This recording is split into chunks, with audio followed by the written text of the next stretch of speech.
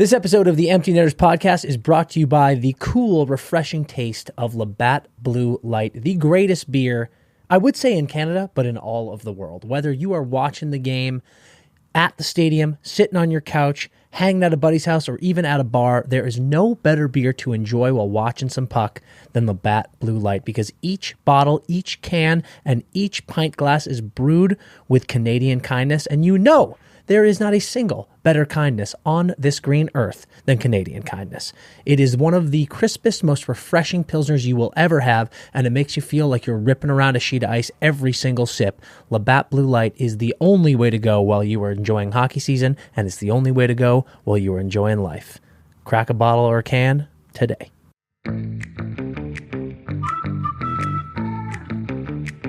The ice is ready, and welcome back. The ice is ready, and welcome. Fuck. Were you supposed to do it this time? I thought we had that whole plan. Okay, why don't you go? We're back with another episode of the Empty Netters podcast, and Brian's in a Santa hat. Ho, ho, ho, bitches. Let's go. Show the palm. Show the palm, dude. Show the palm if you dare. Yeah, that's nice. It's on a string. That is good. Looks like a cat toy, not a Santa It kind of hat. does. Fuck that thing, dude. Yeah, I'm going to cut to me just playing with it during the yeah. We're like, You Brian, see- can you look up this stat? And you're like, what? What's Dude, that? have you ever seen Will Ferrell's audition tape for SNL? I have not, but I'm sure it's You hilarious. should YouTube that, dude. That's an OG. You're too young, but like that's an OG YouTube for us. Yeah. He, in one segment, he's pretending to be, he's like a boss, you know, and he's got a old school secretary out there, and he's like, Karen, hold all my calls and meetings for the next 2 hours, and like shuts his door, and then he just gets on the ground and has a cat toy, and he's just like, he's literally just a cat. Like he's a, yeah. So when you watch that on YouTube tonight, I want you to think about this moment.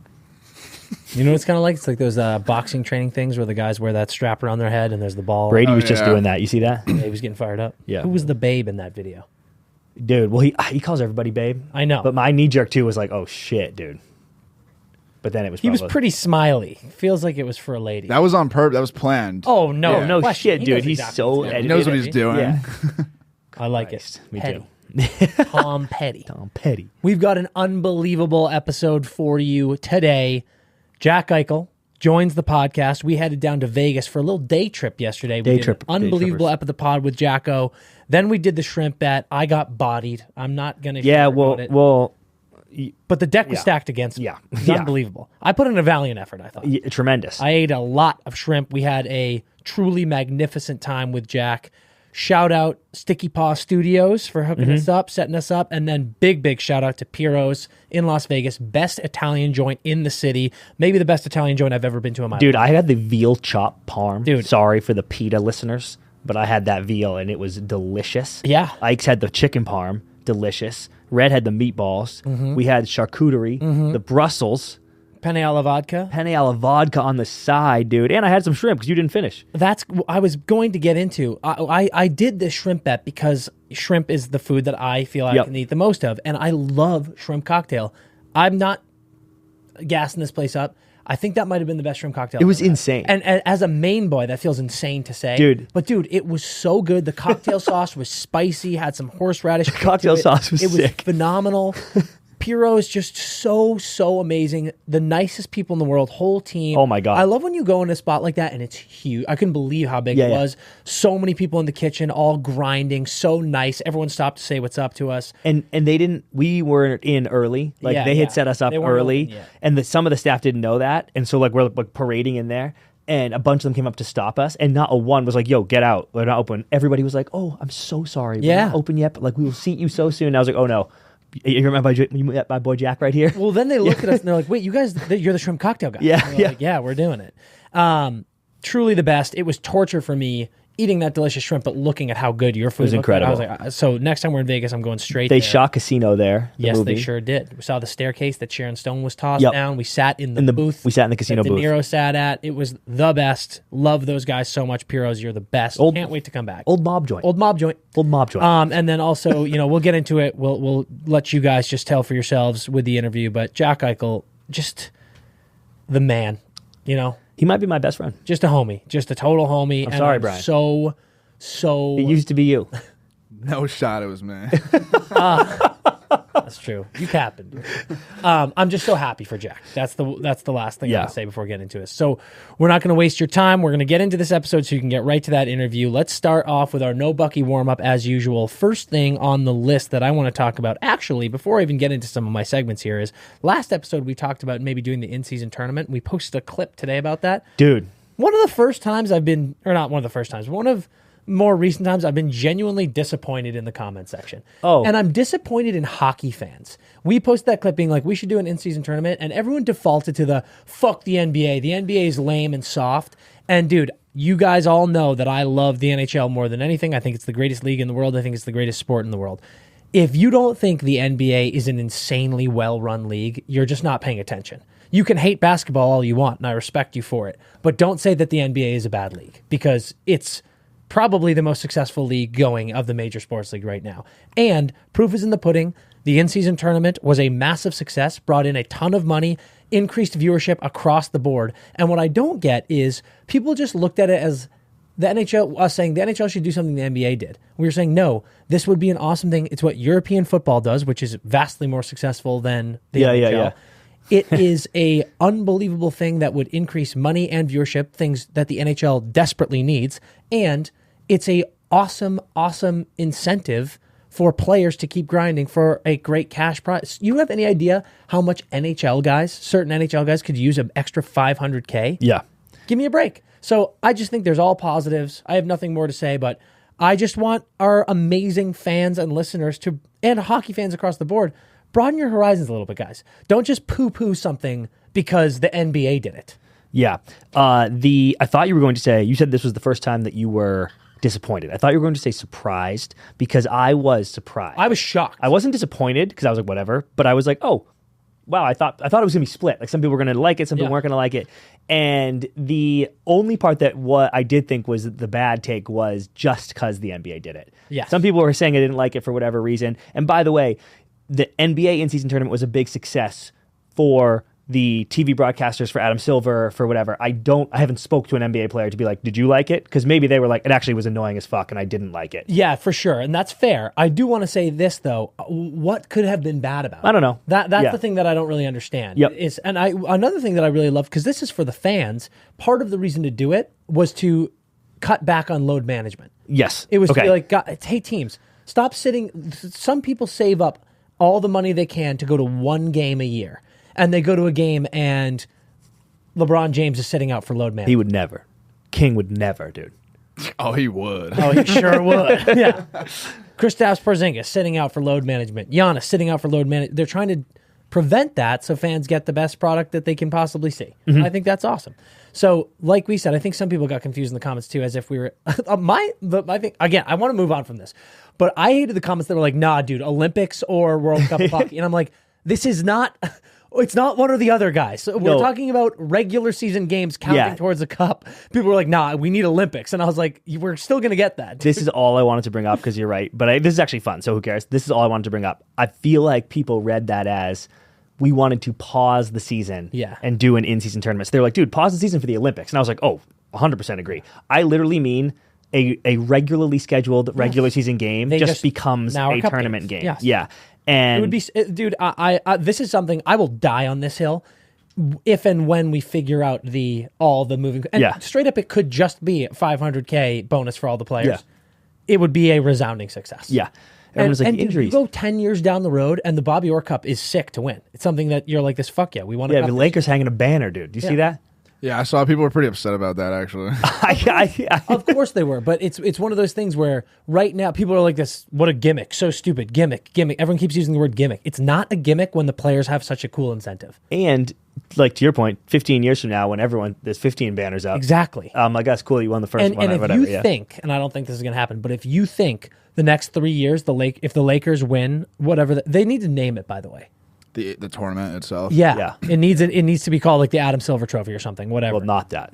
Why? Adam Silver's a great GM or commissioner. The Cale Makar Trophy. Cale Makar Trophy. Let's call it the Cale Makar Trophy. Dude, NBA in-season tournaments. That would actually be a really cool crossover yeah. promo if it was like named after. Hey, so Brian, what would the hockey one be called? Who's the Cale Makar equivalent? No, JJ Watt Trophy. He's a hockey guy. But Cale's not a hooper. You don't know that. We need the youngest, brightest stud in the NBA right now. Wait, so Cale Makar NBA comp? Yeah. Didn't you guys say he's like already a Hall of Famer? Yeah. Like, or Yeah, that was, yeah. like, the joke? After 3 years. 4 years in the I league. mean, Giannis is young and he's already a Hall of Famer. But he's fucking deep. I know, he's like a superstar. Like, yeah. What about... So is Kale. Yeah. Yeah, That's but no, actually what a I'm really saying- good No, comp. Giannis is in the leagues longer, though. Like, Yeah, but how much longer? 2 years? I don't think it's that someone's crazy. got to be younger than Giannis. Is- what Because like Gian- Giannis has won in Finals MVP, Defensive Player of the Year. But how old is Giannis? 28? I mean, he And I can't be think Kale's, older. what, 25? Probably. Maybe, yeah, 25. Who's the best 25-year-old in the league right now? I mean, I don't know who's 25. He's a but, Jason Tatum dude. Tatum, dude. He's Tatum. Jason Tatum's only 18 years old. Yeah. Like, Tatum hasn't really won shit, no offense. Yeah, that's true. He hasn't. Fuck you, dude. I'm just being honest. It's fair. Okay. As a Knicks fan, you could We gotta move say on. plenty about Yeah. me. First, or next, I suppose, no Bucky warm-up topic. Some beef going on in Colorado. Some Denver beef. See that? Yeah. So, Moose, Mikko Rantanen, had a great game the other night. 3 points. Got interviewed after the game, and he said this, quote, "It feels good. And there's actually one thing where I got a lot of extra energy. One of our Finnish NHL players' dads was talking shit about me in the media. That I didn't train last summer like I used to do. And he was just making things up. So I think that performance was for him. If you talk shit, it's going to come back at you." This was confirmed that he was talking about teammate, Colorado teammate, not just Finnish teammate, Arturi Lekkonen's dad. Lekkonen's dad is a journalist, and was writing some shit. How do you feel about this? When I first saw it, I saw the tweets or the headlines or whatever, and I saw him talking. And it was one of those, I had a good comp for this too, and I'm blanking on it right now, but it was one of those where 80% of the way through his thing, I'm like, he's joking. Like, this is fine. And not that he didn't use that as motivation, but he was just kind of being like, Teasing. your dad, yeah, he's teasing. And then he finished, and I was like, oh, I don't think He finished? He finished. Nice, dude. And I was like, I don't think he's teasing at all. At all. Doesn't seem like you're joking. What I find crazy is and I just pulled it up because I wanted to make sure I was right. He's got 34 points in 28 games this year. Yeah. He's been tremendous. Moose is loose, dude. He's been tremendous. He picked up right where he left off. B, do you think he said, is that the first time he's brought this up internally? Like, I'm like, dude, you got to talk to your boy first. If you're like, yo, I can't believe your dad said that. Reel your dad in, bro. Which I think is kind of whiny anyway. But I'd still be like, dude, I can't believe your dad said that shit before I did this in the media. Unless he was teasing. Unless he was like, I already talked to him. This is kind of funny. I'm going to pretend to be mad. His dad's going to see this. Yeah. Maybe it's all a ruse, dude. But if it's not, I'm like, I don't know if that was the way to handle this at all. I think some hockey fans are going to hate this take from me because I think one of the greatest things about the NHL has been how different it is from other leagues where all the drama and the pettiness and all that really seems to be out of the game. You going to try to NBA the NHL 2 weeks in a No, row, dude? I 2 weeks in a row? I promise. I do feel like there's been a lot of drama this year, and I kind of This league, dude. This league. love it. There's been a lot of drama in the NHL, a lot of rumors, a lot of rumors, and I just think it's been wild. And this one, I'm totally with you. If he was just new boot goofing, Yeah. I think that would have been super funny. Yeah. But this, to me, the way he approaches it makes me feel like he must not be cool with Lekkonen. Yeah. Because doing it the way you did it, not mentioning Lekkonen's name, and then have it brought up and people be like, who is the teammate? And then he admits that it's Lekkonen. I'm like, this is awkward now, dude. Exactly. Because it makes Lekkonen feel weird. And now someone's putting a mic in Lekkonen's face being like, so is your dad talking shit? And he's like, I guess. Like, it would have been better for me if Moose just straight up went, what's his name? It's like Salmo or something, but whatever, Lekkonen's dad's name is. yeah. But I think you guys just got to go like this. Yeah, fucking Mr. Lekkonen was talking shit. You can still be mad at him. Yeah. But don't make it awkward and not mention Arturi's name because then people are like, wait, who is it? And now, like me, I'm assuming you guys aren't cool. Yep. So you got to be like this. My boy's dad is talking shit that I'm not training well. I'm over here with 36 points in 26 games, so he can get fucked. There's still saltiness there, but you're not dragging your boy. That's what I needed from him. There are three options. We can't have turmoil in the Avalanche locker room. There are three options. Moose and Lek hate each other. Yeah. Moose and Moose hates the entire Lek family. Okay. No, don't drag the mom into this. Fair. He hates Lek and his dad. Yes. 2, Moose saw that shit, thought it was not funny. Like, he was actually mad, but he was like, but him and Lek are boys, so he called Lek over and he's like, dude, is your dad talking smack about me in the fucking paper? And Lek's like, dude, I know. I told him not to. I can't believe he said that. And Moose is like, I'm going to go. And then Moose went for 3 and was like, I'm going to go off in this post-game interview and make sure your dad sees this. I'm faking, though. Yeah. It's all a joke. Okay? Ooh. Like, he's like, I'm not. He's pretending to be mad in this, but he's like, dude, Okay, we're go boys. on. We're boys. Option 3 is Lek and his dad are right. And they work out with Moose all year, and he wasn't working out, and they have a source. And I will never punish someone for telling the goddamn truth. Okay, let me go through those. Yep. I think 2 is very unlikely. I think 2's the favorite. Because, dude, what? You're so dumb sometimes. I just feel like you live in a fantasy land in that brain of yours, and you just want to believe the things that you think might be the most entertaining. 2 is incredibly unlikely because it was delivered so poorly if this was a plan by the two of them. No, he was perfect. No. He seemed mad. No, because it was true anger there. Like you Good actor. No, you got to do even better. Bless you. Let it out, dude. Don't hold your sneezes in. That's bad for you. You got to go harder if it's fake. He was kind of reserved, which made me feel like, oh God, this is awkward. But then again, you're now in my head. Maybe that is the best acting. 2 is unlikely. 3, I would accept if Moose was playing poorly. But he's leading the team in points, I think. But what if he Maybe wasn't? not. What if he Maybe- was maybe slacking Kale this has summer? more? What if he was slacking this summer? I don't give a shit. And he went like this, Moose was slacking this summer. I would go like this. Look at my process. Look at the results on the ice, you horse's ass. Let me look up the Avs stats. And look up Arturi Lekkonen's stats, because if he ain't sniffing Moose, I think Lek has probably 25 points this season.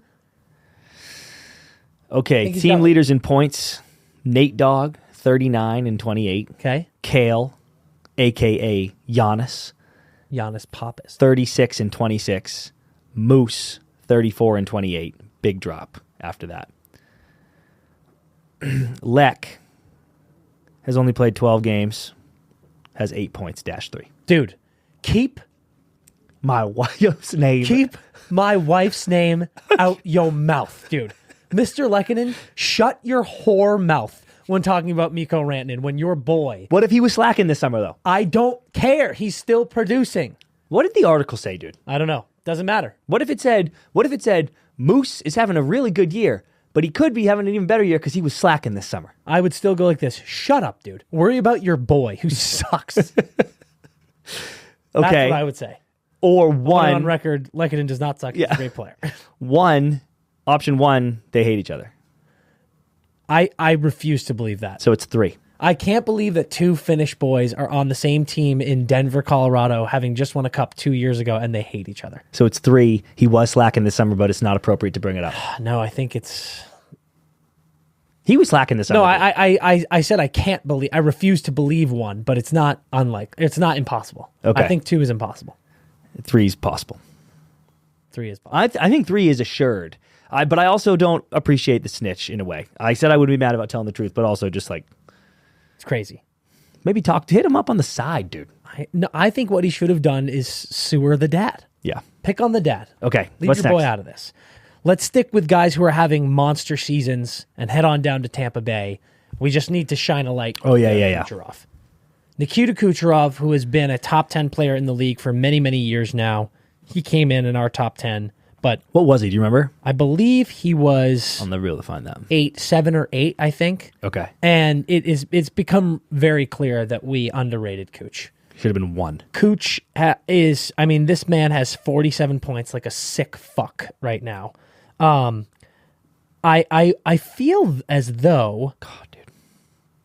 we need to have a conversation about the possibility that Cooch is like getting overlooked.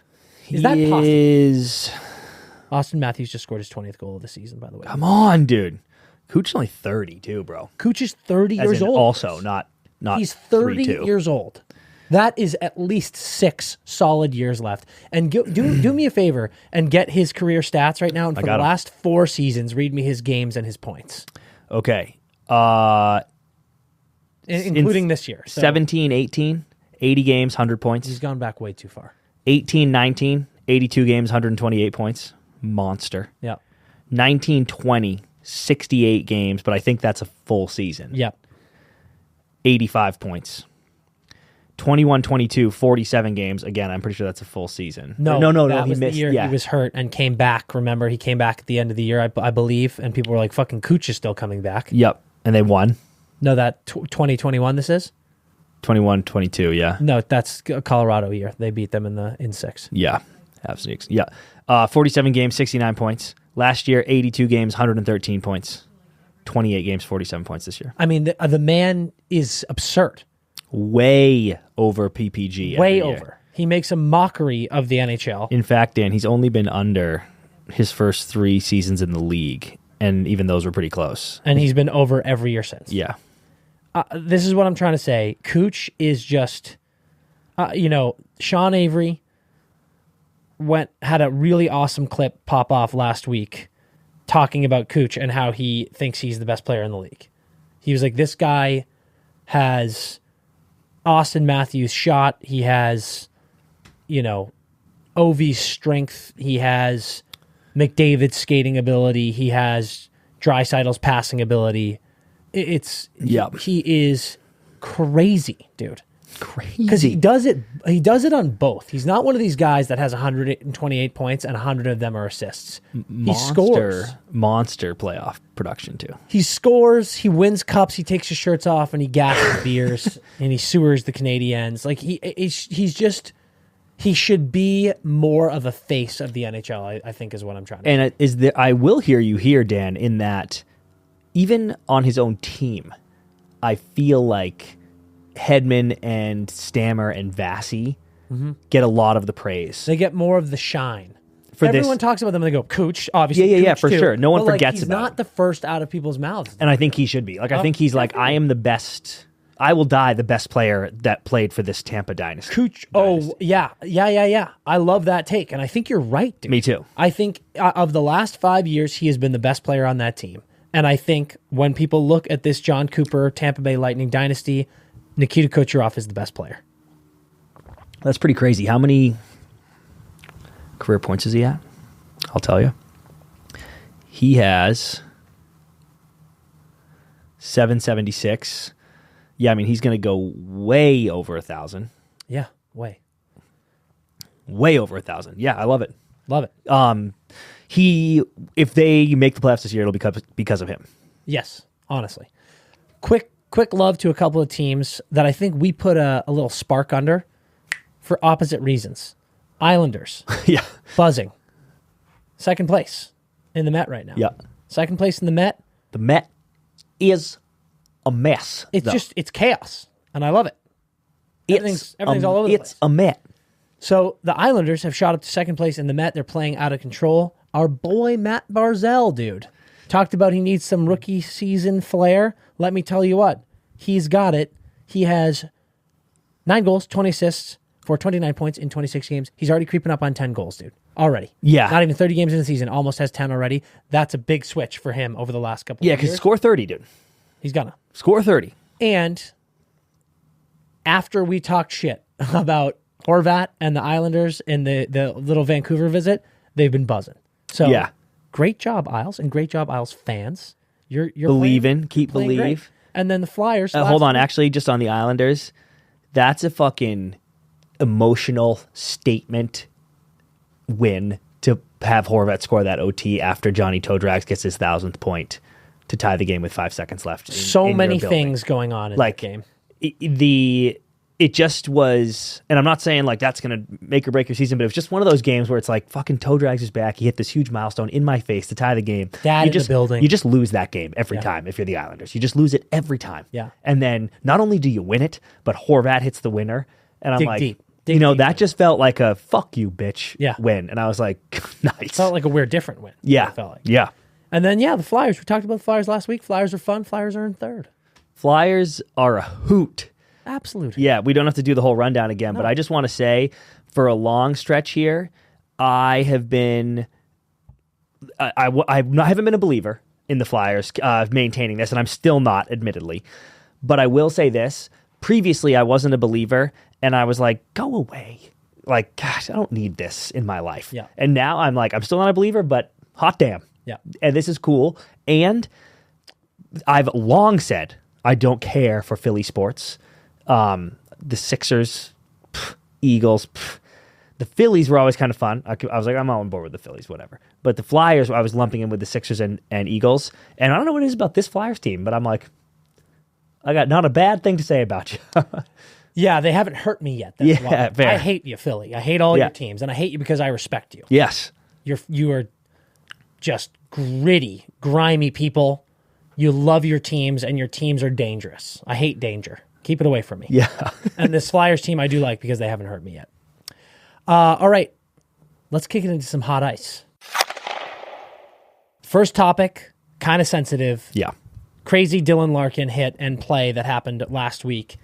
Before we even get into it, obviously, the only thing that we want to say first, with this biggest emphasis is that we hope Larks is okay, comes back just as strong as he was, has no long-term issues with a head injury. Stuff like that is scary as hell. Terrifying seeing him fall to the ice like that.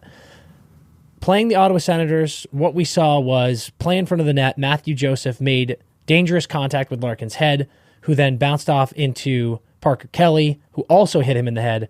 Larkin was clearly unconscious as he went to the ice. Then David Perron comes over and cross-checks Artem Zub up high, catches him towards the dome. There was some hand-shoulder contact as well. Whatever. Big scrum. End of the play. Kelly and Joseph both get 2 minutes for roughing. Perron gets a match penalty and now a 6-game suspension. Yeah. And a fine.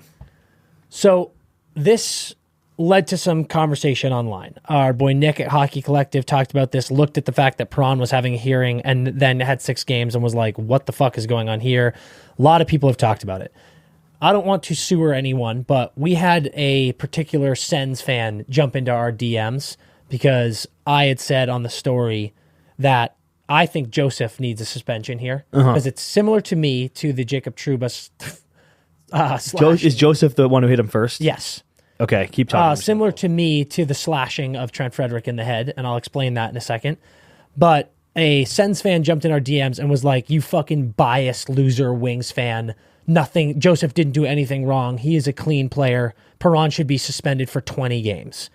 And I was like, lol at you calling me biased when you have Ottawa Senators in your Instagram bio. And then you say something like that, Perron should be suspended for 20 games. So what I have to say here is Perron getting suspended, totally understand. Mm-hmm. I think the biggest issue with Perron is why'd you go after Zoop? Dude. Like Zoop's probably sitting there like, what the fuck? Absolute fucking stray, dude. Yeah. That's like, I do not want to make light about this that much, but that fucking killed me. I was like, dude, what did I do? Jesus Christ. Because that was a mean one. I love Perron standing up for his captain, his teammate, his leader. I do think what he did was aggressive. Like he came in hot and high. He deserves a suspension, but to me, it's a 1-game sussy, dude. 1 game. This guy has never been suspended once in his over 1,000-game career. He's a seasoned veteran. He's a Stanley Cup winner.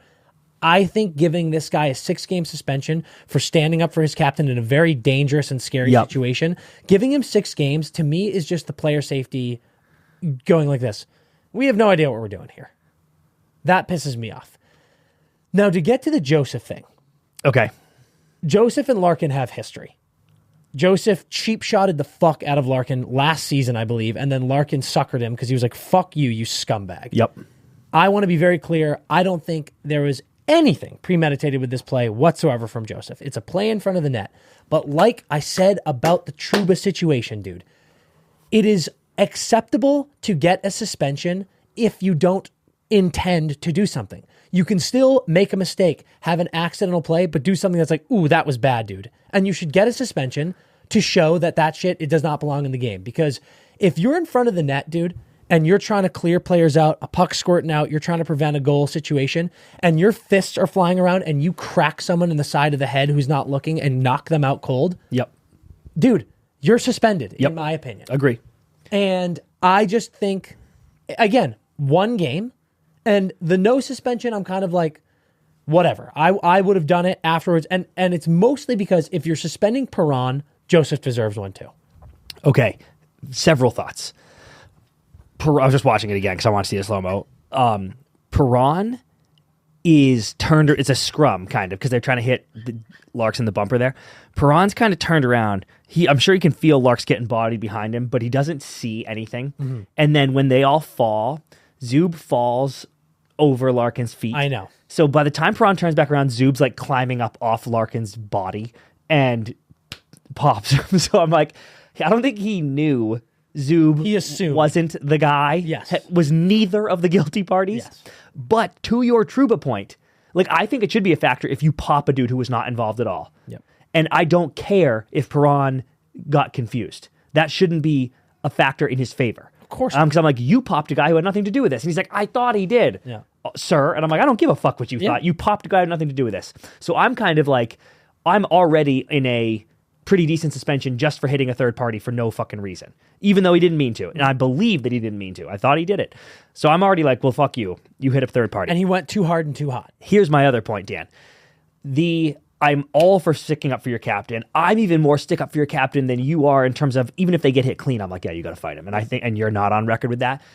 But dude, you got to fight him. You got to drop. Literally, Perron should have fired his gloves off. And even if he suckered Zub in the face with his fucking fist, I would be less mad than what I'm not mad, but I would be less severe than what he did. We cannot, I have no problem dropping the hammer on people fucking cross-checking someone in the face. That is fucking cowardly. Agree. Do not fucking do that. Dude, suckering someone in the face is just as, if not more dangerous. Yes, probably sucker's the wrong word because I don't want it for coming from behind, but if he walked right up to him, if he threw his gloves down and walked right up to him, grabbed his jersey and put one in his fucking nose, and before Zub could even get his hands up, I'd be like, well, not great. You're still suspended. Yeah. But it's dude, just leave your stick out of it in everything, in my opinion. So I'll pause here before we get into the Ottawa players, my opinion on that. But I am kind of like, this was intense. This was an example for sure. But I can kind of live with the example here because I'm like, don't do that, dude. Yeah. Again, I agree. Like I said, Perron should be suspended. But 6 games, I think, is a fucking clown show. Adds up. It's 6 game suspension with no pay. Adds up to almost $150,000. Yeah, steep.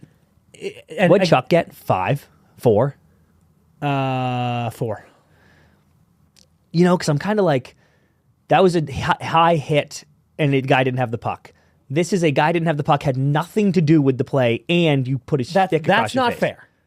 Did have something to do with the play. He got the wrong guy, but it's not like he just randomly after the whistle was like, I'm going to fucking jump this guy. His captain is knocked out cold and he's responding. That does factor in, dude. In the rule book, it says you can't, players can't get caught up in the moment. That doesn't help your case, which I think is fair and smart.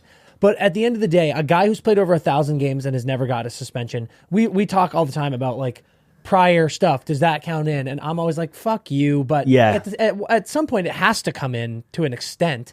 And Joseph, a guy who does have history, gets nothing here. I don't know, dude. You know what? My thing is this. If Joseph was just standing in front of the net and Larkin turned and hit his shoulder, or Larkin turned and hit his stick, then I'm like, that is a complete accident, dude. Joseph didn't do shit. But Joseph is flailing his arms around, he's trying to cross-check him in the back, trying to move him out, which is legal and fine, and he hits him in the face. That, I'm like, dude, that's more than roughing to me. Yeah. Oh, fuck yeah. You sucker a guy who doesn't have the puck, by the way, in the side of the face, completely accidentally. I'm like this. You're suspended. Yeah. I also will say, reckless play. To argue against myself, you know how we just saw this in college football where it's in the rules, it says if the other team loses their quarterback for the rest of the year, that you can weigh that into the voting. I am kind of I know it's in the rules that the heat of the moment can't matter, but I am very much if someone's captain is lying unconscious on the ice, there is more leeway into the response. I know that fights in the face of heat of the moment, but I'm just dude, what did you want him to do? The response from his team and his coach and the bench and the fans would have been chaos if he didn't go pretty nuclear. And I just said he went too nuclear, which he did, but just and everyone, that was not good. Everyone on the Red Wings, including their coach Lalonde, is this is fucking bullshit. Yep. They're not saying fucking bullshit, but they're listen, it is what it is. David stuck up for his captain, and we would. And I'm sure Perron's like, I would do it all the fucking same again. Obviously, you never want to hit someone up high, and I don't think he meant to hit Zub up high. Yeah. That's why I said he came in too hot and too high, and he deserves a suspension. I think it should be 2 games, and it is what it is. I just think at the very least, honestly, I'm talking this out. I'm willing to say Joseph should be fined. Trouba gets fined. Right? The maximum allowed, right? Yeah. You got the $5,000 fine. Joseph should get that fine too. Because, dude, Senators fans, if you are fucking stamping your feet about this, one of your players suckered a dude in the head. In the side, by the way. It's like the back, kind of, yes, I think. It's dangerous as fuck. And again, I know it wasn't on purpose, but we're screaming at Trouba, you need to be in control of your stick. Yeah. You need to be in control of your fucking fists, too. It's kind of like it's not even an act. I don't think she's not trying to hurt him, but it's like he's like hitting him in the back of the head to just get him out. It's like a one-handed thing. What I think is crazy, and I can't really know this, but I feel like it's Kelly that knocks him out, though. Like, if Kelly wasn't there, he would have just... And Kelly didn't do anything. That's what's crazy. I'm not sure about that, because how can anyone be sure about that? But the reason I don't even bring up Kelly is because Kelly's standing there, and Joseph does something that then hits into Kelly. Yeah. So I'm like, Kelly did nothing. And I think if Kelly wasn't there, Larkin literally would have just, like, fallen onto his knees and turned around and slashed him on the shin pads. Possible. And, like, we would have been moving... It was just, like, a freak accident, you know? At least that's what it looked like to me. And I think I've made that very clear. Yeah. I understand this is a freak accident. No one had to do anything. Joseph shitty, like, stupid play, but not like that dirty even. Just kind of like, dude, put your fucking hands down. Like, that's honestly my response if Kelly's not standing there. I'm like, keep your hands down, dude, as I, like, shrug this away. And now... That right there, though, to me, shows that there was something wrong that was done. Mm-hmm. You know what I mean? This isn't someone driving down the freeway in a snowstorm and they hit a patch of ice and then crash into someone else. That's not someone being negligent or doing something that is out of bounds. I think Joseph did something slightly out of bounds that accidentally caught someone the wrong way. And he has to pay because of the accident? Yes. Yeah.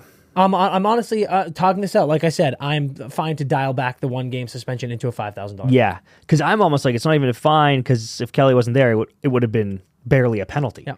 But I guess the way someone was there. To me, the way Sens fans and some people are talking about it, and I don't mean to lump you all Sens fans, but the way some people are talking about it is as if Joseph cleanly checked Larkin, which he did not, and then Larkin fell back and hit his head on somebody else, and then okay. Right. That's the way they're talking about it. It's more than that. Fucking what happened. It's more than that. So we're pretty much aligned there. And I'm harder on Perron than you are, just because I accept it was intense, but I don't mind the example because I'm like, dude, I know you didn't mean to get them that high, but you can't be cross-checking people in the face. And I disagree with you that I do mind the example because it's too much. Yeah. It's too many games. Like, if you play over 1,000 games and never get sussy. When you hear the money, it's crazy. Yeah. A lot of those games that Perron played were with the St. Louis Blues. I want to talk about some of their defensemen. Nice. St. Louis Blues are currently sitting at 6th in the Central, right around 500. We were pretty spot on about them in our preseason assessments. And another thing we said in our preseason assessments was brought this up. Their quote-unquote Big Five defensemen are all 30 years or older. I think it's Falk, Krug, Parayko, Leddy, and Scandella. And those top 4 are making like 6.5, 6.5, 6.5, yeah, 4. Good contracts. Good contracts. Most of them are. I think Parayko is like deep. He's got like 4 or 5 years left. Okay, yeah, and he's only 30. Falk and Krug have 3 years left, I believe, including this season. So I think maybe 2 more after that, something like that. Mm-hmm. I think we talked about. I think some of those guys need to be dealt. It's just good business for the Blues if you're not making a playoff run. And I don't think this Blues team is making a playoff run. Me neither. And I think there are a lot of teams right now who are contenders who need defense. I'm thinking Toronto right off the bat. I'm thinking Dallas big time. I think Dallas needs a defensive guy. Yeah, okay. Right off the bat. Go on.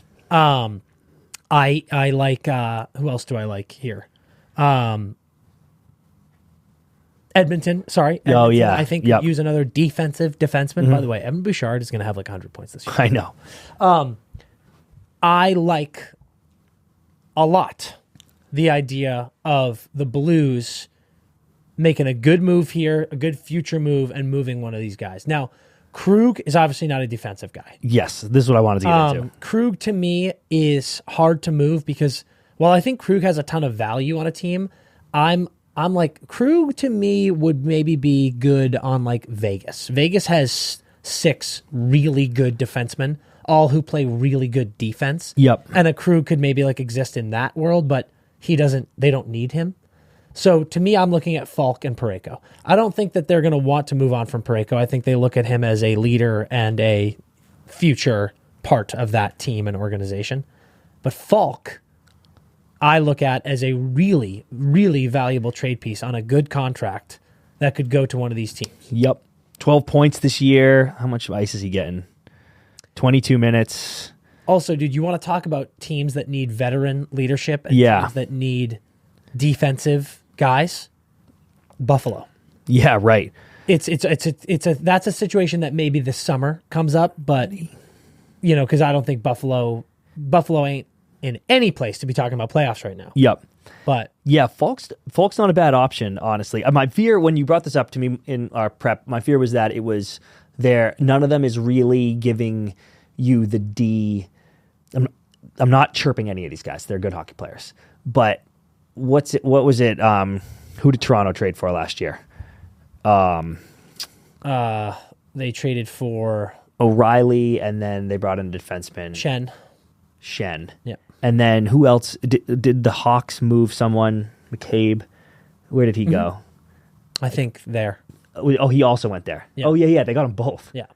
Anyway, my point was kind of like I watched moves like that, and I think at the time both of us were like, okay, here we go, Toronto. And it just felt like when it came down to it, they ran into that cat's buzzsaw for sure. But when it came down to it, it was like those defensemen aren't exactly moving the needle come crunch time, come playoff time. And certainly teams aren't excited to be parting with defensemen that do move the needle. The defensemen that do move the needle don't grow on trees. It's not easy to acquire them. But I just don't know how much a Justin Falk changes the Oilers playoff run, changes the Stars playoff run. I'm not chirping these guys at all. But you know what I'm saying? Like, is that it? Maybe, but I don't think so. They need more help than some guys that we're talking about here that I'm like, yeah. you're a good defenseman, but that's it. And I'm like, I think they might need more than that. Thoughts? I think that you're right, but it's good business. Trade him if you can. That's kind of where I'm at. Like if you're the Blues, trade him 100%. Yeah. Do what everyone else did. Load up Toronto. You want to load up again. Edmonton, load them up. Take them all. Good business that way. I'm just saying, if I'm the other teams, I'm not sure I'm like beating down the Blues' doors to get Falk. I don't know that I'm beating down doors, but I think Falk makes Dallas better. Yeah, I agree. They need depth on D. I mean, yeah, depth is a factor because we talked about it's like, Pete's system is not designed great for defensemen, in my opinion. And I just think that there's a world where better depth, and I think Falk is a good defenseman. Yeah, he is. Yeah, so, for sure. Yeah. Also, that is one to keep an eye on because I don't think the Blues are very good. Another team with some struggles right now. This time, not so much on the blue line, in goaltending. Canes are on a skid. Yeah. Last week, this time, they were in second place. All correct. And now they're in no sixth. Excuse, but they're on a tough road trip. They're on a tough road trip. Not easy. But it is crazy to see in a week's time they've gone from second to sixth, which just, again, goes into how fucking mental the Met is. A mess. It's unbelievable. But they're on a brutal stretch. Losing right now. Freddie, obviously, out. Brutal situation. We're wishing him the best. But in his games, his stats are at 2.87 goals against, 8.94 save percentage. And then let me pop you the other two. Ranta has a 3.40 goals against with a 0.86 save percentage. Horrible. And then Kochetkov has a 3.12 goals against and a 0.873 save percentage. So this team was a team that we saw load up this summer. Their defense got better. They got Orlov, who has been, I think, quiet. And Freddie was playing great last year. Obviously, Freddie being out is brutal, but And Ranta was pretty good too last year. yes, he sure was. That's what's crazy. They were one of the better goalie tandems, and obviously Freddie's out, but when he was playing, he was not playing great. And these two goalies now are playing very poorly. Mm-hmm. And this Canes team is struggling. They're out of playoffs currently, and they just got hit with another blow in Svechnikov being out with no timetable to return. Yeah. So my question for you is, what do you do right now if you're the Canes? Are you in full panic mode? Holy shit, we just lost one of our best goal scorers. Our goalies are playing terribly. We're going to miss playoffs. And do you do something and try to scramble and trade a piece for a goalie? Or do you just go, we'll figure this out, we'll right the ship? Dude, they head up to Buffalo and beat the Sabres in a really good win, 6-2, and then flew to Western Canada and went 2-1 loss to the Jets, 6-1 loss to the Oilers, 3-2 loss to the Flames, 4-3 loss to Canucks, and they're losing to Ottawa right now.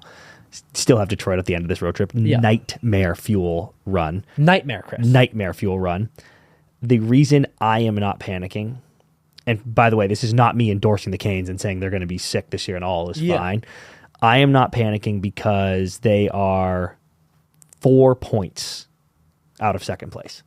Yeah. Like, the Met is so jammed together. They could win 4 straight games and all of a sudden be... And Chris Powers, not the Canes, they're not saying this in their locker room, not Rod, certainly, but I am like this. The Islanders are horrible, the Flyers are horrible, and the Capitals are horrible. Hey, the Flyers are fun. The two of those are fun. 3 of those are fun. Those are super fun teams. But I'm like, those teams aren't good. They are going to miss the playoffs. The Devils are going to jump them. The Hurricanes are going to jump them. It feels like, to an extreme, Colorado last year when everyone's like, the Avs are out of the playoffs. And I'm like, the Avs are going to win the Central. So wake me up in fucking June. And then I was right. So we were right. So my point is, I am not panicking in terms of where you are. Yeah. But You gotta right this ship. Yes, and dude, the one in what was it, lower body? I believe I can't remember what happened to him. That was one of their fatal. They had a few fatals last year, and him being hurt was one of them, right? So like, this is not good. They're not quite deep enough offensively to lose that scoring. Not quite for a long period of time. The goalie thing is a major issue because if that goes, it's just fucking gone, dude. Like, I am very hard pressed to point to a season. And I would love a listener to hit us on a DM on this. I am very hard pressed to think of a goalie season where he was not good, and then at halfway through the season was like, wait, I am completely nasty again. I've seen it in kind of playoffs. Like, I would say Aiden Hill last year. Like, there are guys in playoffs where you just catch fire in playoffs. 2019. Yeah, 100%. That's actually maybe a pretty good one for the Blues. I can't remember if he did that or not. Again, he got called up. I think there's a difference. I mean, like, Sway started a little slow last year in the beginning of the year, and then was one of the best goalies in the NHL. Yeah, at the end of the second half. So I think it can swing, but the big difference there is Sway wasn't bad. Yes, that's what I'm saying. These guys are playing. They're playing like losing. Yeah, hockey. they're not. They're like, you're kind of whatever. They're playing poorly. I mean, 8-6-0. You can't win with those numbers, dude. You cannot win with them. That ain't cutting it. That's like not NHL level. We've got issues here. So, yeah, agree. There needs to be some serious changes in the next 10 games in that department. Otherwise, you will have to do something. Make a move. Yeah, like, it's like, yo, dude, you'll have to do something. Bring in a goalie. Yeah, so it's crazy stuff. Staying in the Met, real quick, crazy news that kind of broke today, but Caps might be on the move, dude. So let me read this to you. A group of Virginia state lawmakers voted Monday in favor of a deal to bring the Washington Capitals and Wizards to a new arena in Northern Virginia, according to 4 people with knowledge of the situation.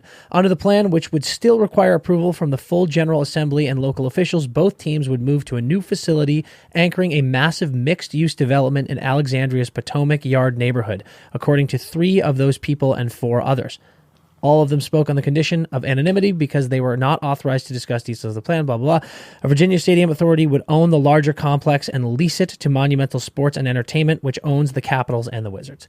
So we're possibly moving the Caps and the Wizards to Virginia. I hate it. Don't want it.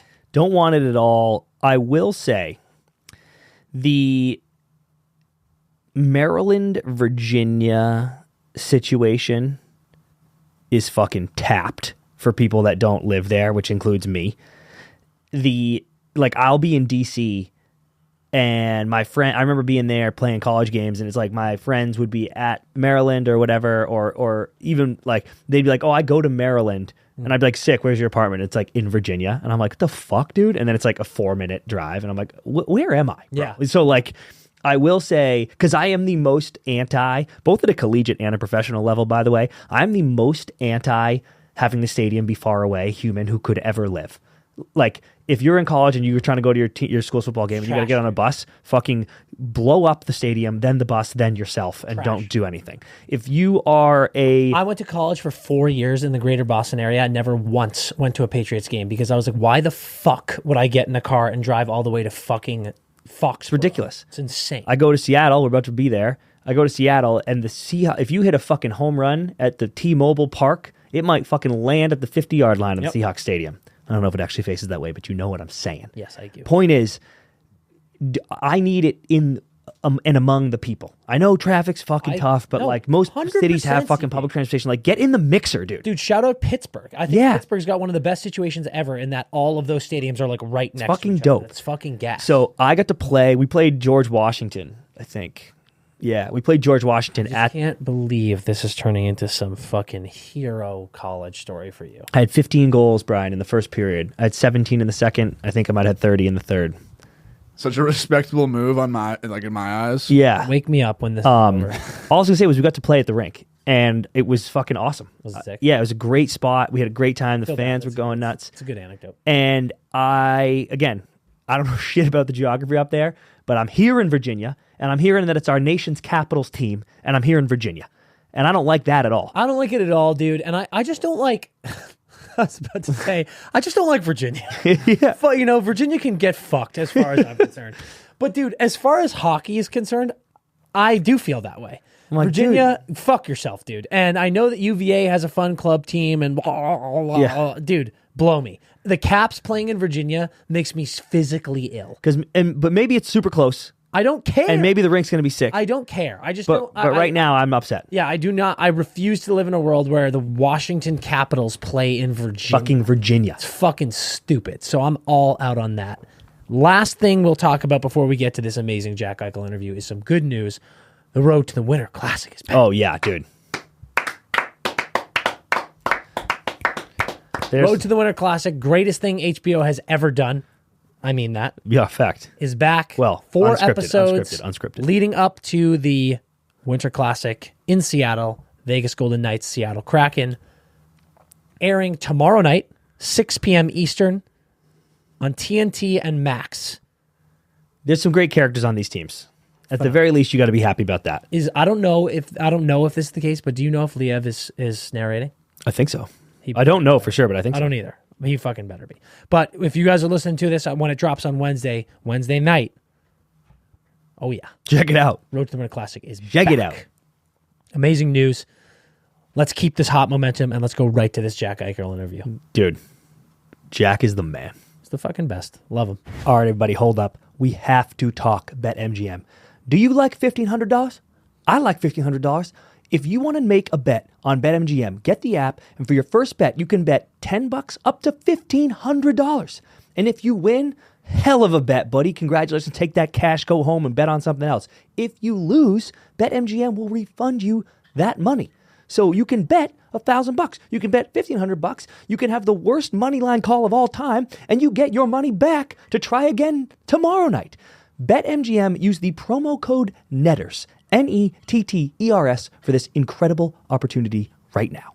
Disclaimer. BetMGM.com for terms and conditions. 21 plus to wager. U.S. promotional offers not available in D.C., New York, Ontario. Gambling problem? Call 1-800-GAMBLER. For Colorado, D.C., Illinois, Indiana, Kansas, Kentucky, Louisiana, Maryland, Mississippi, New Jersey, Nevada, Ohio, Pennsylvania, Tennessee, Virginia, West Virginia, Wyoming. Call 877-8-HOPE-NY or text HOPE-NY. For New York, call 1-800-NEXT-STEP for Arizona, 1-800-327-5050 for Massachusetts, 1-800-BETS-OFF for Iowa, 1-800-270-7117 for confidential help in Michigan in partnership with Kansas Crossing Casino and Hotel.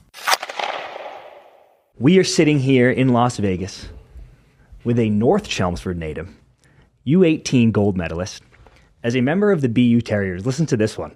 Hockey East Rookie of the Year, Hockey East Player of the Year, Hockey East Scoring Champion, Hockey East Tournament Champion, Hockey East Tournament MVP, Bean Pot Champion, NCAA Rookie of the Year, the second freshman ever to win the Hobey Baker Award, the second overall pick of the 2015 draft, and member of the NHL All-Rookie team, a 3-time NHL All-Star, the true winner of the Shrimp Bet heard round the world, and the 2023 Stanley Cup champion, Jack Eichel. Welcome to the Empty Netters podcast. Wow, that was a great intro. Memorized the whole thing. Thank you. Yeah, off the cuff too. Yeah, I made that up on the fly. How many times actually. you practiced that? The entire flight, dude. He was The like entire muttering flight. it in the Uber right over here. It's unbelievable. Made the pilot do another lap over the airport. I was like, hold on, Yeah. I almost have it. But dude, thanks for coming on. Yeah, no, thanks. It's a long It's time good, coming. Yeah, long It's great time to have coming. you. We talked about doing this. Probably pretty late at night. Yeah. Actually, early in the morning. But I got a it's good verbal to- commit from you, Yeah, and maybe yeah. not the most sound state of mind. Listen, so. if I verbally commit, I got to do it. You're only a man of That's how your you word, learn right? your lesson. Exactly, dude. Man Yeah. of your word. Yeah. Dude, so I wanted to jump into this right off the bat. We're all New Englanders here, which we love. We were just talking about college hockey, and I wanted to walk through your decision to do BU. Because obviously you went to the dev program. I know that you had, I think BC and BU were both knocking on your door before 15 years old, right? And I think you were a BC fan growing up. Yeah, that true? You got all that right. Yeah. So, grew up in the area. Obviously, college hockey, Hockey East, it's huge there. Yeah. Always dreamed of playing in the Bean Pod. Yeah. Something I always wanted to do. So, knew at a pretty young age. I think college was the route for me as opposed to going to junior. But as you get older, I think you weigh every option, and as your career goes on, you're trying to think of what's the best way to get yourself to the next level, but also have a great experience doing it. So, went through the recruiting process, visited BC was my first visit. I was actually on vacation with my family and got a call to go take a visit to BC. It was always my dream school to go there. Had the opportunity to go on a visit. They offered me a scholarship. I didn't expect it, right? You don't know Yeah. you don't know what to expect. I think it was the summer going into ninth grade, so before ninth grade, and they offered me a scholarship. I think I went to BU the next week. Went to Northeastern and UNH. Went to those 4 schools. Narrowed it down pretty quickly to BC and BU. Then I took 8 or 9 months to make that decision, and BU. You know what? I think you can't really miss in any of those places. Yeah. You go to Harvard, you go to Maine, you go to just Hockey East is incredible. I think you have a great experience wherever you go. I think as I went through the recruiting process more, just felt more comfortable at BU. Felt like it was more of a fit for me, so ended up making that decision, and really happy with it. Well, you were like Chestnut Hill's lame. No. I don't want to be hanging out here. Yeah. My coach at the time, Chris Masters at the Junior Bruins, he was a BC alum, played hockey there. His brother, they owned the Junior Bruins, so they were both BC guys, and they were pushing hard. Yeah, I bet. We'd have practice, and he'd call me up to his office, and he'd be giving me the sales pitch on BC, and so I think he was a little bit. I think a lot of people were shocked they ended up going to BU, and I think he was a little bit bummed out. But Did he give you any shit for that? he gives me shit all the time. I Yeah, see him all still. the time. Yeah. I golf with him in the summer and stuff, and he still gives me a hard time for going to BU. But that's just the rivalry between the two Yeah, schools. of course. So, but I'm super happy BU. I mean, a lot of my closest friends now, I met at BU, played with there. My relationship, with the university and the athletic director, coaching staff now, and just everyone. It's incredible. Go back there every summer. Train, skate there. So it's nice to be back on campus. For sure. Dude, That's I awesome. read an awesome quote from Jackie Parker, who was like, "Oh, when the Eichels came here, his parents were asking about class and all. Like hockey was the last thing they asked about." But I'm pretty sure you were a general studies major, not doing too much there. Well, I was, but you'd be surprised. The general studies school at BU is pretty hard. I believe it. It's basically all your prereq classes before you make a decision on what school you want to go into your junior and senior year. It's a two-year course. I didn't think I would be there for more than 2 years. Yeah. You never know, though. But a lot of the other freshmen were in general studies, so went with that one. It's a good group. Did you have a period of, like you said, BC was your dream school, and then after you had the visits, and I imagine talks with the coaching staff and people in the program really helped swing you towards BU. Did you have a moment of being like, shit, I'm not going to my dream school? I mean, like, when did those tides change? And it also, it's kind of awesome that it sounds like it took like 9 months to make the decision. So you clearly thought about it for a while. Yeah, it took a lot of time. Yeah. Went back, watched games, Sure. Visited a lot, talked to a lot of people that were current players there, past players, just tried to take as much in as I could. I don't know if there was exactly a moment. I think I actually went and visited BU in the spring. This is prior to me committing, so this would have been, months after having taken my visits. I went and visited there and spent some time with a couple guys on the team, and we went to I think we went to a Red Sox game. Nice. It was like half a mile from the dorms. Living on Bay State Road and the brownstones was beautiful. There was just a lot of things that I really liked. I liked the BC's in the city, obviously, but BU's, more in the city, the city, I guess. I liked that aspect of it. And I committed to Coach Parker, who ended up retiring. Crazy. Prior to me, being on campus, but David Quinn was incredible and somebody who's still a very, very close friend. Saw him last night after the game, keep in touch with him. So when he got the job, we were able to build a pretty good relationship quickly, and I felt pretty comfortable that, I had made the right decision. Yeah. Oh, yeah. Well, you heard in my flawless intro that you accomplished a lot at BU in that 1 year, right? So just tell me a little bit about the highs and lows. Because, obviously when you're like, I think college hockey is the best path for me, you start daydreaming about what you might accomplish there, what you might pull off, and you damn near hit everything. So talk to me a little bit about winning the Beanpot, which you always dreamed about, winning Hockey East, and then obviously coming up just short in the Natty after that insane bad bounce, So like big highs, big lows. Yeah, prior to the season, BU had a tough year the previous year. So I don't think there was a ton of expectation on our team. We had a big turnaround. There was 10 freshmen coming in. Some guys left. But everyone was really confident in our group going into the year. We had a really good start to the season. We had all the pieces. Coach Quinn did a great job with us. So I think pretty quickly the expectation went from being competitive to, okay, well, we could win. And I think as you go more through the season and, you're at the top of the rankings, you're winning games, I think it becomes more of a reality. And, the Beanpot, that's one that you want to win. Oh, yeah. It was Grizz, right? Grizz OT? Grizz scored an OT, yeah. We played Harvard on the first game. The semifinal, we played Harvard, and pretty sure it was a double overtime game. Yeah. And we had played Harvard earlier in the year. They beat us, I think, right before Thanksgiving. So it was we knew it was going to be a tough game. They had a great team that year. Some guys that play in the NHL now, Kerfoot, Jimmy Vesey. They had some good players. And, they were an older team, Ivy League team. It's never, those are never easy games. So we ended up winning in double overtime. And then that winter in Boston was pretty crazy with the snow. Yeah. So I think the Beanpot got canceled the next Monday due to the snow. And I forgot about that.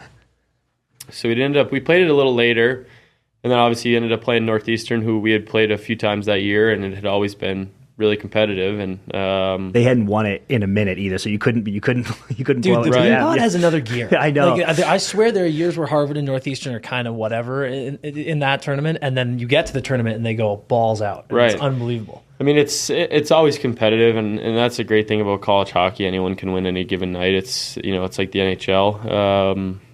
But yeah, we ended up winning in overtime, and they had a couple guys actually on Northeastern that had left BU and transferred to Northeastern. Yeah. So there was definitely some bad blood between the two teams, and but yeah, just winning that was a dream come true. Getting to walk into T's Pub on Comm Ave with the Beanpot, and that was a heck of a celebration. Yeah. Of all the accolades, do you think that's your favorite? At BU, I mean. At BU, that would have been it. Yeah. That was. That's electric. I know. Yeah. Especially, I know, you never knew how long you're going to see it be there, but it kind of felt like, this might be my one shot. So to pull it off was awesome. I can't remember who it was. If you win the Bean, I don't know if it was Jack Parker that said it or. You can lose every game, but if you win the Beanpot, it's a success for the season. Good year. We had a good year, but winning the Beanpot was big for us. Yep. And then talk a little bit about the Natty, because just killer game, but, obviously hell of a playoff run there too. Yeah, it was a great run. Kind of storybook season for us. Won everything. We had the opportunity to play the regional in Boston or Manchester, but, close to home. With the Frozen OT Four. there first. Didn't you sneak by Yale? I'm trying to remember. We snuck by Yale. They had a great team that year. We snuck by Yale in overtime. We had a really tough game against Duluth. Evan Rodriguez scored a highlight reel goal at the end of the game. We ended up winning. And then the Frozen Four was in Boston that year at the Garden, which was awesome. I played North Dakota in the semis and Providence in the final. I wish we could have that last 8 minutes back, but that's the way the game goes sometimes. And, credit to Providence. They had played us tough all year and, they did enough to win. Yep. Yeah. Unbelievable. So you obviously go off to Buffalo, you do some amazing things there, and then the injury happens, the surgery stuff goes on. When it came down to the period where you were like, all right, I got to get the surgery that I want to get, and it looks like you're going to move on. It seems like there were a few teams that were kind of in the mix there with Vegas. And, we read that Carolina, Calgary, and Colorado were kind of in the mix there. When that period was happening, were you hearing about that? Were people talking to you like, these are the teams that are possibly in contention? And did you have any thoughts in your head of who you might be playing with or where you might be headed? Well, it was a long process, right? So it started in the springtime when I got hurt. And I think as it went on, different teams came in and out of the mix. At the beginning, there were some teams out east that were in the mix, trying to make things happen. And the whole medical part of it was definitely a big component. The team obviously had to be okay with the surgery that I wanted to do. The injury, a lot of things had to be made, had to work. So I think as the summer went on, you'd always hear different teams call, whether it was the Minnesotas or the Carolina or, there was a period in the early fall where it was Colorado. And so, but I think as you're going through it and looking back on it, until it becomes like realistic, you don't really want to believe anything. Yeah. And, with trades, there's so many possibilities of things that could happen. And, I had switched agents in the middle of it too. So when I brought on my new agent, there were some new teams that became part of the mix. And but when it came down to it, towards the end, it was between Calgary and Vegas. That was the last two. Those were the last two. Interesting. Other than those, was there any? I mean, it's such a good point. Saying it's like you don't want to believe anything. Were there any that came up that you were hearing more rumblings? So you were like, oh shit, this might happen. Because like I hear Colorado, and I'm thinking to myself like you playing with Nate Dogg and Kale and Miko, like that would be insane. Right. So there was that summer I had started training with Andy O'Brien, so I was spending some time in Halifax and. I had known Nate for a while. We got to know each other through the Team North America World Cup. Kept a relationship. So when we were training together, I think he was kind of pushing the Avs on possibly trying to make something work.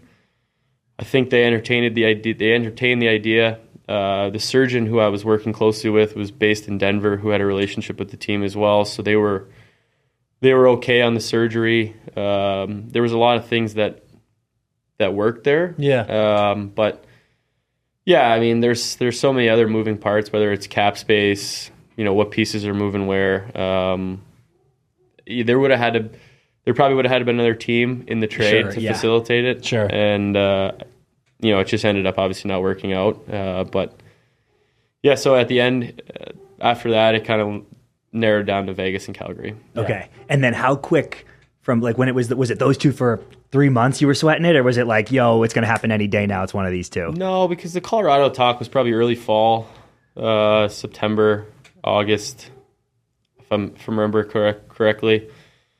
And then when they got out of it, it just seemed like for maybe 2 months, 3 months, it was Calgary and Vegas. So you were sitting there for a little while, I was sitting there for a while. Yeah, and obviously you're super pumped to be here and everything's been going fantastic. But in that moment, are you just like, you know what? Chips will fall where they may. It's not my decision. Or are you like, come on, Vegas. Like, were you kind of leaning one way, or is it just like, it's out of my control, man? During the process, there was definitely teams that I wanted to go to more than others, and this was one of those places. So I was very happy with the outcome, and I just thought Vegas it checked so many boxes for me. Yeah. Competitive team, great organization, amazing environment, great fan base. Fan base, yeah. Great place to live. State team tax. that wants to win. Yeah. I mean, those are additions, obviously. But they want to win every year. Absolutely. Fuck it. It's the best. It's just a great organization, and to be a part of that, I just wanted the opportunity to do that. And you look at some of the guys on the team. I mean, the opportunity to play with some of these players was a huge, was something that I wanted to do. So I think Vegas checked a lot of boxes when you're thinking of teams that you could potentially go to, and so I was definitely happy that it ended up being worked out there. Yeah. As far as the surgery, I mean, I think it's that whole ordeal as a fan, an outsider looking in. That was such a, in my opinion, amazing moment for sports and for athletes, for you, standing up for what you wanted, and then really also amazing for other teams like Vegas, obviously, who were open to that and wanted to support you in what you thought was best for your career, for your body, and for your personal life and health. What was maybe the hardest part of that surgery coming back from it? Because, it's obviously a huge surgery. There's got to be some nerves going into something like that. And then getting back on the ice in the most competitive league in the world, it's like that is no small undertaking. Yeah, like the first time you got smashed where you're like, oh, God. Yeah. Well, the first game we played was Colorado, right? And they were an absolute wagon that year. So I was jumping right into the fire.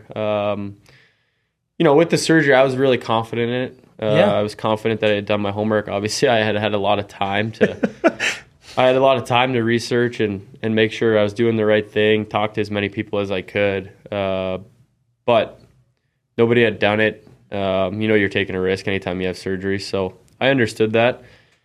I think the hardest part was as much time as I had off. I was off for almost 11 months, 11 or 12, almost a year. Yeah. I had got hurt, I think, in March the year before, and I didn't come back till mid-January. So I had taken a lot of time off. My timing wasn't there. I just didn't feel like myself. You're obviously trying to get your body back in playing shape and find your confidence again. So the surgery itself, neck feels great, felt great. I had, an amazing group of people that helped me through the surgery, the rehab process, and getting back on the ice. So I felt confident it that way, but it's still in the back of your mind. I think anytime you have an injury, there's a mental component to it. And this was the same, no different. So I tried to get out there, I think, the first game and, have some, a little bit of contact early just to, put myself at ease. But yeah, it's definitely in the back of your mind when you first get going. Definitely. You drop the gloves first shift. No. It's like, whoa, Jack. Stop it. Just bump into someone. Like I probably threw a couple checks I don't normally do. So just trying to find a little bit of ease and comfort in there. And but yeah, it came back, and the first whatever it was, 25, 30 games that I was here. It was the year obviously we missed the playoffs. It was by no means my best hockey. I was trying to get my feet under me. The team had some injuries. You're trying to, fit into a new environment. You move to a new city. I think there was a lot of things that, there was a lot of moving parts there for, myself, our group, a lot of different people coming out of the lineup. It's probably one of the reasons why we didn't, make it to the postseason that year. But it was good to have a full summer of training to come back the next season and feel good. What was the sorest part about that recovery? Sorest part about that recovery? You know what, to be honest, like post-op, I had really good care, and I had full range of motion, about 10 days after surgery. Damn. Yeah, you can leave that day, right? I went to dinner that night with my parents. Yeah, crazy, dude. I mean, you're a little sore, like your throat where they make the incision. I don't know if you could see, I have a small scar there. Yeah. So they go in through the front with a artificial disc, and so my throat was a little sore. You're obviously guarded a bit, so just getting some of that. What'd you have for dinner? Fucking soup? Like, no, I went to True Foods with my parents, and we were in Denver. Yeah. I don't know what I had for dinner. Like part of me is thinking don't eat solid foods if you just it wasn't bad. I actually was on the ice a week after I had surgery, which is crazy. That's unbelievable. Dude. I don't know how many people know that. I got on the ice in my sweats and just put some headphones in, and it was just part of it, getting back on the ice. Zone. something that I had missed for a while. So, I had really good post-op care, and, I give a lot of credit to that. Yep, that's amazing. So your first full season with the Knights, grand success. Yeah, but you make the well. playoffs for the first time in your career. And I saw some nuts stat, dude. I don't know it off the top of my head, but it was like your BU points, like 60% of them were like third period or overtime. You're a guy who's won at every level, stepped up in big games at every level, but you've never been in the playoffs in the NHL. So of course you were super excited. But was there also like insane nerves there too of like, Christ, dude, this is it. I've been waiting my whole career for this. I hope I can pull it off. There was nerves, a little angst. Like you've accomplished something that you haven't done yet, so you can check that box. And a lot of the naysayers and the people that have been calling you, saying you never made the playoffs, blah blah blah, all that stuff. All right, so that's out the window now. You just have to go out and play. But you never played playoff hockey, so you don't understand it. It's the same game, but the emotions, everything's heightened. And I think to start, I remember that first game. I don't know if I was -2 or 3 against Winnipeg. I played awful, and I was doing stuff trying to play a whole different game than I normally do. And I think it was Chandler Stevenson after the game. He's like, "Man, just relax. Like, play your game. It's the same game we played all season." And as soon as I was able to kind of to you or to the team, just to me, because I was like, "Man, well, like, what was that?" What the fuck he's was like, that? He's like, I feel like I got hit by a bus. He's like a lot of times, like the first game in a series is really chaotic, and it doesn't feel like the normal game we play. Just relax, like it'll just play your game, do what you do, and was able to settle in. I think I scored in game 2, which obviously helps you out a little bit, and just tried to play my game as much as possible. Yeah. All the outside noise, all the other stuff that goes on, just tried to eliminate that and relax, focus on playing hockey. So what Chandler was the thing you noticed first, like the biggest difference in game 1 that you were like, Jesus, this is a different game?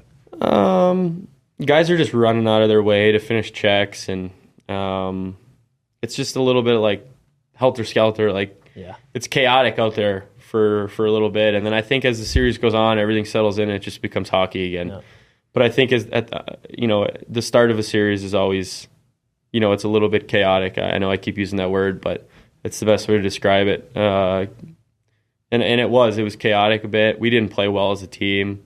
We didn't even really play great in game 2, period 1. We found our game in the second period of game 2, and we were able to kind of cruise from there in that series. And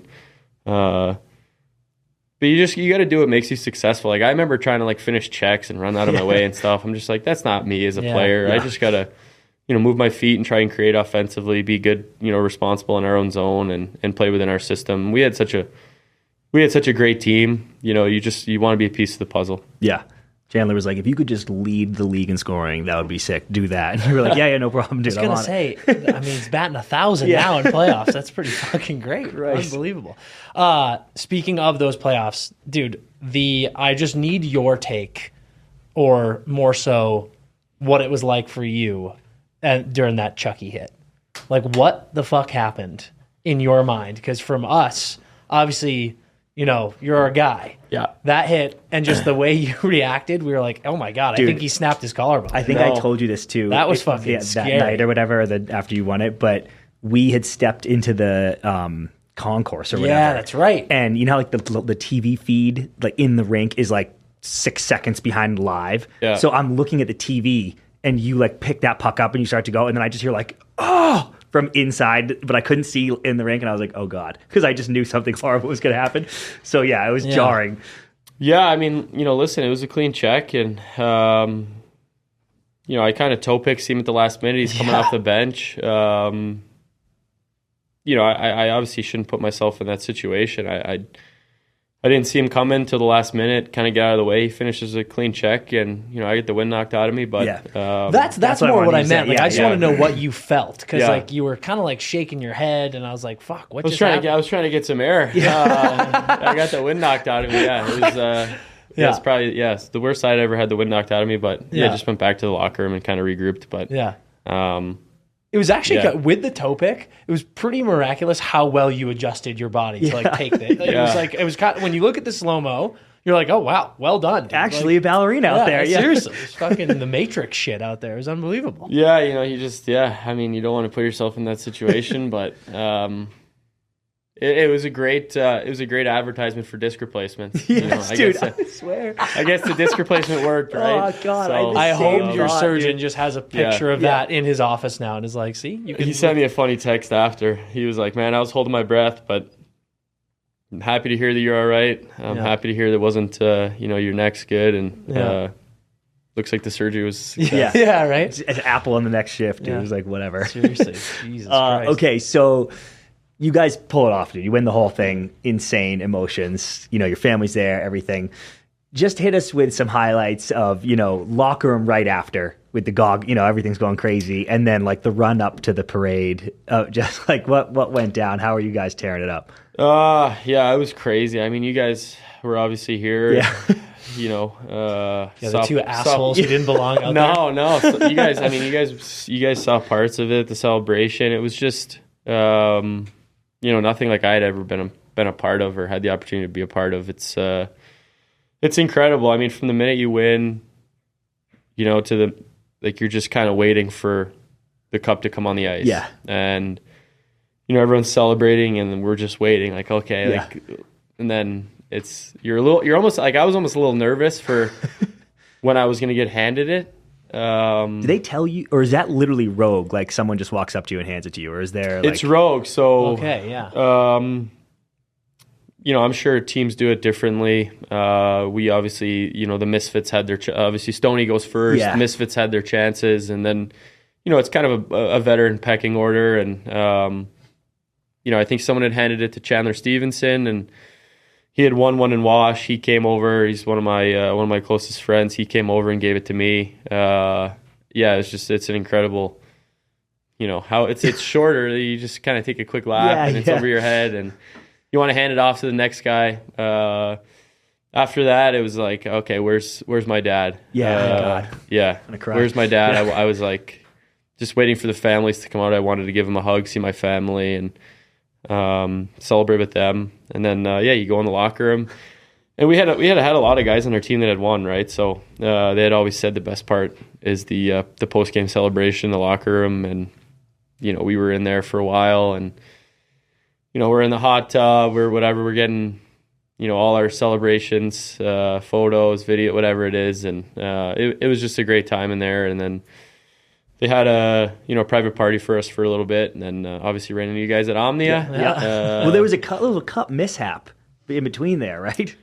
I imagine there was a few cup mishaps during the During boys, that thing's been through boys the were a little ringer, late to Omnia, if I remember correctly. Yeah, that makes sense. I mean that cup's got a lot of he's got some miles on Was it. there some miles was on there it. one culprit who broke it before it got to Omnia? Allegedly. Allegedly.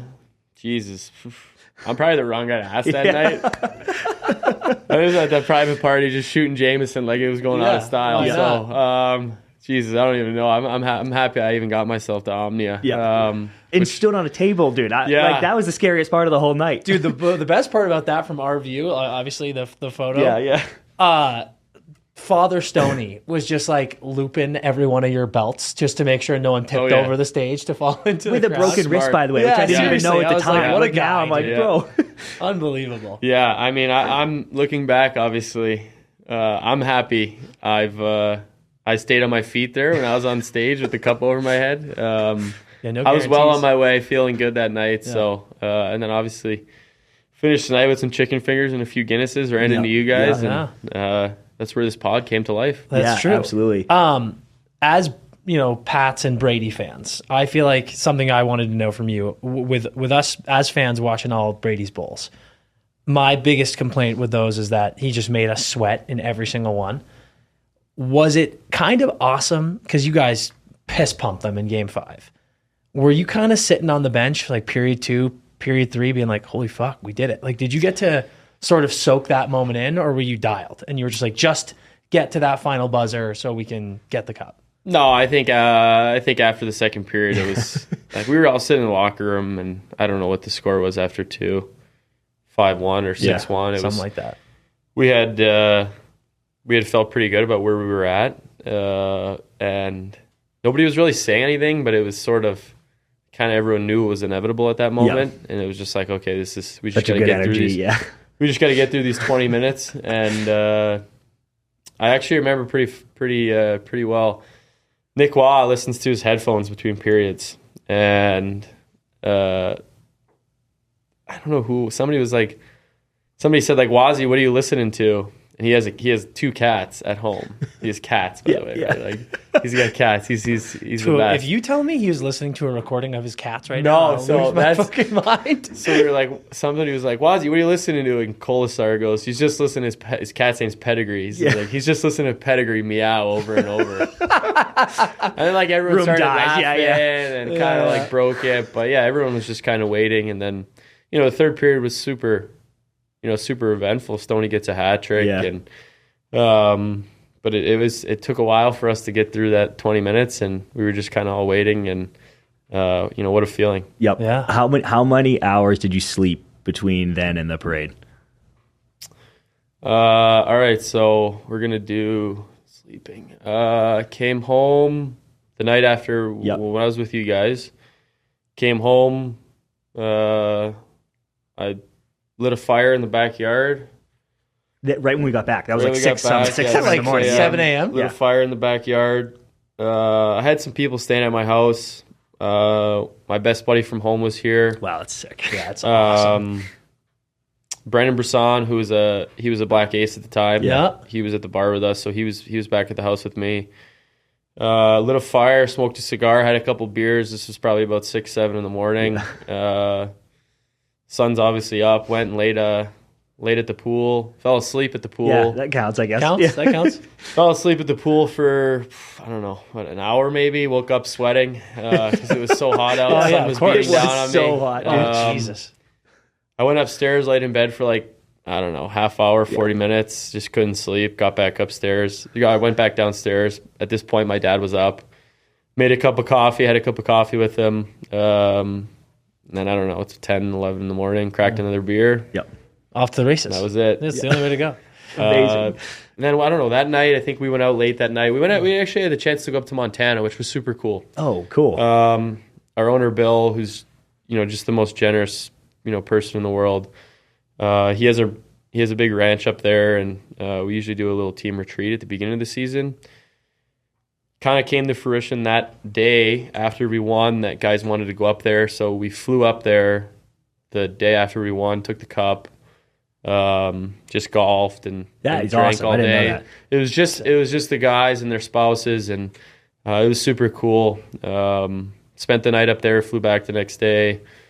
And then the parade was on Saturday, so there wasn't a whole lot of sleep that first week. No time. Or should there no be? time. Yeah, give me a break. And then just real quick, your day with the cup. You took it home, eh? You were back. Day with the cup, yeah. Day with the cup was back home. I got it in the morning at my parents' house, which was super cool. I was taking it to a hockey rink I grew up playing at, Skate 3 in Tingsboro, and my parents live like 10 minutes from there. So it was kind of our first stop, and had it up there. Just getting it at my parents' house was like, I was just getting a little emotional, taking it out of the case, and a few photos with my sister, my mom, and my dad in the front yard, just thinking about, I don't know, a lot of thoughts go through your head, right? Like, there's just so many things that you've been through in your life, and this is where you started. This is your home. It's always going to be home. Was it childhood home? Childhood home. Yeah, that adds so much. Pucks in the to it. basement, dude. Fucking $100 a day in the basement. Just, you have so many memories walking out the front door, going to school, like coming home, hockey pro, whatever it is, and roller in the cul-de-sac right there, dude. Yeah, literally. So getting it there, all the neighbors were outside. Took it up to Skate 3. Had like a 2-hour meet and greet there. Took it to a few of the police stations locally. Took it to the high school, Chelmsford High. Took it to a hockey store in Bedford, Mass. that I worked at actually. It was my only other job other than a hockey player. It's Zwickers. Yeah. So I took it to Zwickers. It's funny, beautiful. When the Bruins won in 11, I saw the cup at Zwickers, and then it's pretty full circle moment being able to bring it there. And then had a little get together up at the beach later in the afternoon, and then had a party at night, and then party rolled back on in my house, and it was great. It was an awesome unbelievable day. Yeah. They still have a mice problem at Zwickers? I heard you ran into a mouse or two there. Yeah, I used to. Yeah, I did a lot of like stocking, and we'd get inventory orders in, and I'd be putting them up upstairs, and ran into my fair share of mice there. And dude. They used to just pull pranks on me too. Like they thought it was great because I was so I'm not a big rodent guy, and they used to always. They'd like tie like a fake mouse to a string and pull it when I was walking by. That's and stuff cruel. Like that. That's a disaster, dude. I don't Disaster. fuck with that at all either. Speaking of the Bruins, dude, how nice was it having Butch, being there, both of you kind of first full year for you at least, and then all the things he did for your game and then vice versa? Because I read an amazing article where he kind of said his success was going to come and go with you in a lot of ways because he was like, we're both there together, first full season.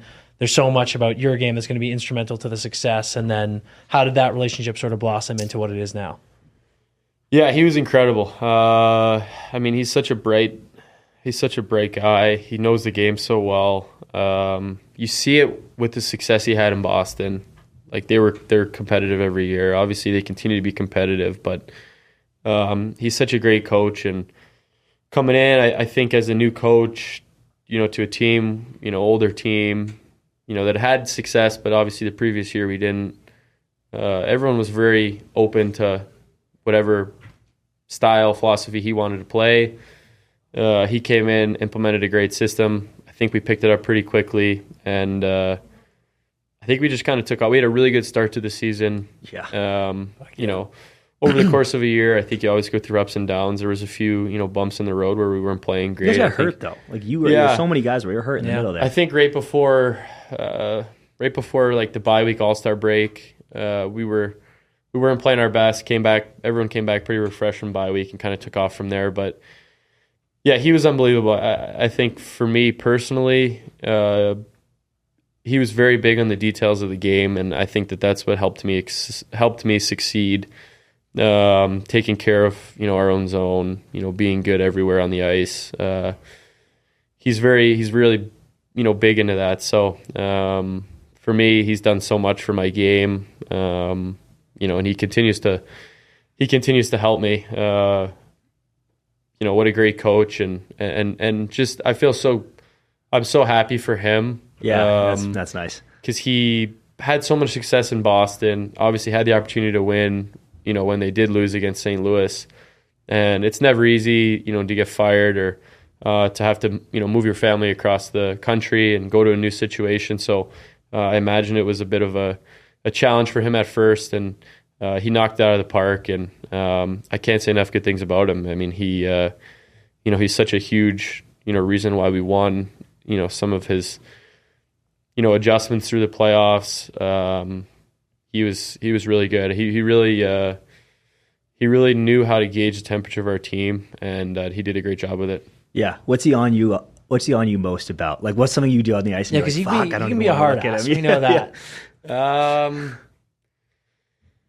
Well, yeah. Listen, I think that's one of the best things that it doesn't matter who you are. Like, no one gets a pass. Yeah, love and that. I think that's a great message to send through your room. Like, he's not just going to be on the guys on the third and fourth line, or he's going to get on anyone. And it doesn't matter who you are, he's going to hold you accountable. And I think that's a great message to send through the room. And it brings the best out in everyone. Yeah. Knowing that if you're not on your game, he's going to get on you. And, the smaller details, obviously defensive zone, he cares about that, keeping the puck out of your net. Your decisions with the puck, making sure you're not turning it over and feeding the other team, and in the offensive zone, just attacking. But he's been great. Oh yeah, it's like stop trying to go fucking 5-hole on every breakaway. No, he doesn't say that. But sometimes if I'm overpassing or whatever, he'll get on me to shoot it or start attacking, and but he sees the game so well. Yeah. Well, another guy in that room that I will have to ask about, because as Beast fans growing up, is Phil Kessel. So you told some funny stories about him already, but just like any behind the scenes intel you have on the Hot Dog King. And is he always funny, dude? Like, I feel like always it's funny. Yeah. And it's I feel like it's so impossible effortless. to be around him. Yeah. He's so effortless, and I think that's what makes him the character that he is.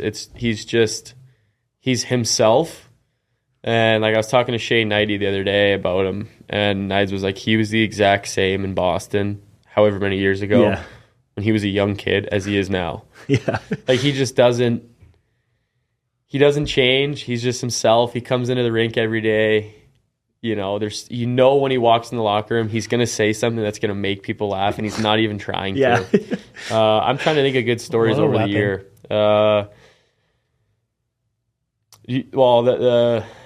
The headbutt story with Marshy is one of my favorites. I don't know if you guys know this story. Tell it, though, for people that are listening.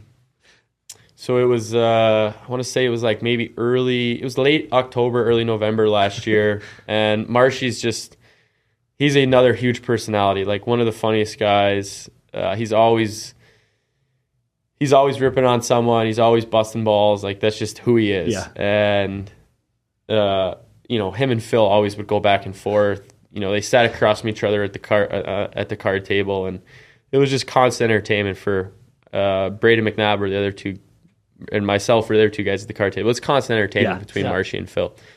So Phil, at the beginning of the year, he had obviously broke the Ironman streak. He had done the 1,000 games in a row. He was hitting milestone. And so we're playing a game in Ottawa. And him and Marshy would always bicker back and forth about who would win in a fight. And it's actually a fair question. This is right before the game. So, I mean, we're getting ready to do like your off-ice warm-up. Meetings have happened. 60's on the clock. And they're in the change room and they're flinching each other like this. Yeah. Like doing that. And they go to flinch each other, but both of them go forward. So they collide heads. So they collide heads, right? And I'm actually in the training room doing something, and Marshy walks in. He's holding his head like this. Just leaking. And he's bleeding. So he's got a big cut right here across his forehead.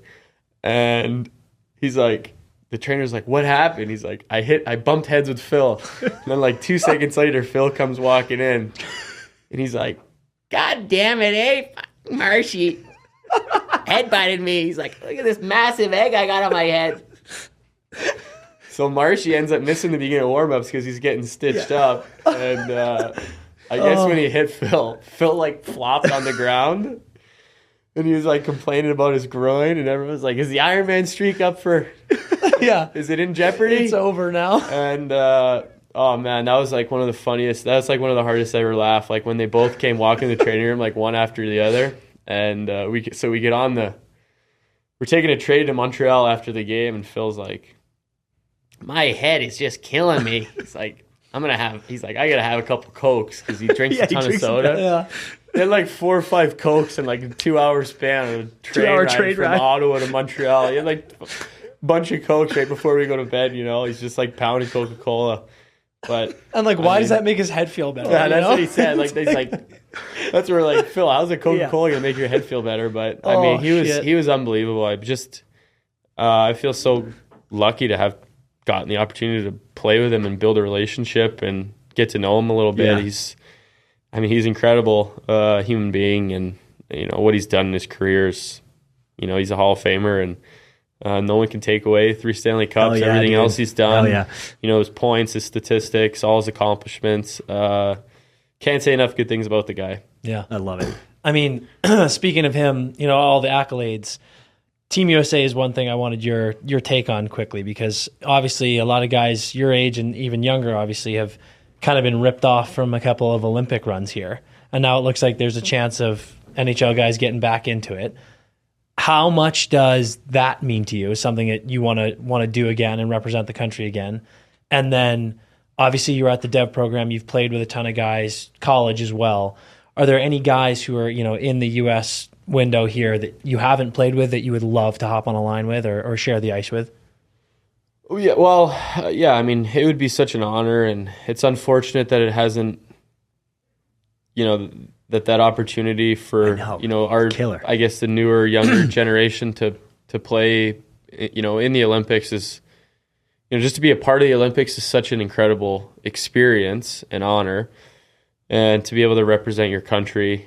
I've been very fortunate, have, going through the National Development Program, you learn a lot, and you take a lot of pride in putting on the USA sweater, and I've had the chance to play World Junior and World Championships. So the Olympics is one of those, that's an opportunity I haven't had yet, and I would love to have that. It's something I've always dreamed about doing, and I take a ton of pride in it. So hopefully we get the chance to do it. I think it would be great for hockey, to be back on that stage. Best on best is such. It's something I think fans want to see, and Definitely. As players we want to be a part of. So there's so many great, Americans that are doing awesome things in the league right now. There's still that older. I know that's what's cool. Yeah, that's still Pav, killing it. still unbelievable. Yeah. It's unreal. And then there's the younger group of guys that have just been getting drafted the last few years that have just been doing some incredible things. You obviously look at the Hughes brothers or the Hughes trio now. Some of the guys that are, just getting their feet wet in the league that are just doing remarkable things. So USA Hockey's in a great place. It would be awesome to see us go to the Olympics. Yeah. I think it's an easy win against Canada right now, honestly. same. It's unbelievable. I mean, it's what? never easy. You say that, but like you can. We got the goalies, dude. We got the You go through goalies. the lines and you're like, look how stacked, and then like- you do Canada and you're like, oh, fuck, it's crazy. Canada, Sweden, Russia. It's always competitive. Yeah. And, Finland's always great internationally. Yeah. They're Even Germany they're so now. hard Germany's to play great, too. against. Germany's got good players. The Czechs. So had a slight taste of it at the World Cup of Hockey. Yeah. Obviously, it was a really Oh, short tournament. Didn't represent the States, but got a chance to kind of play among the world's best in a situation like that. So would love to do it again. Yeah. Yep. Do you have a dream line?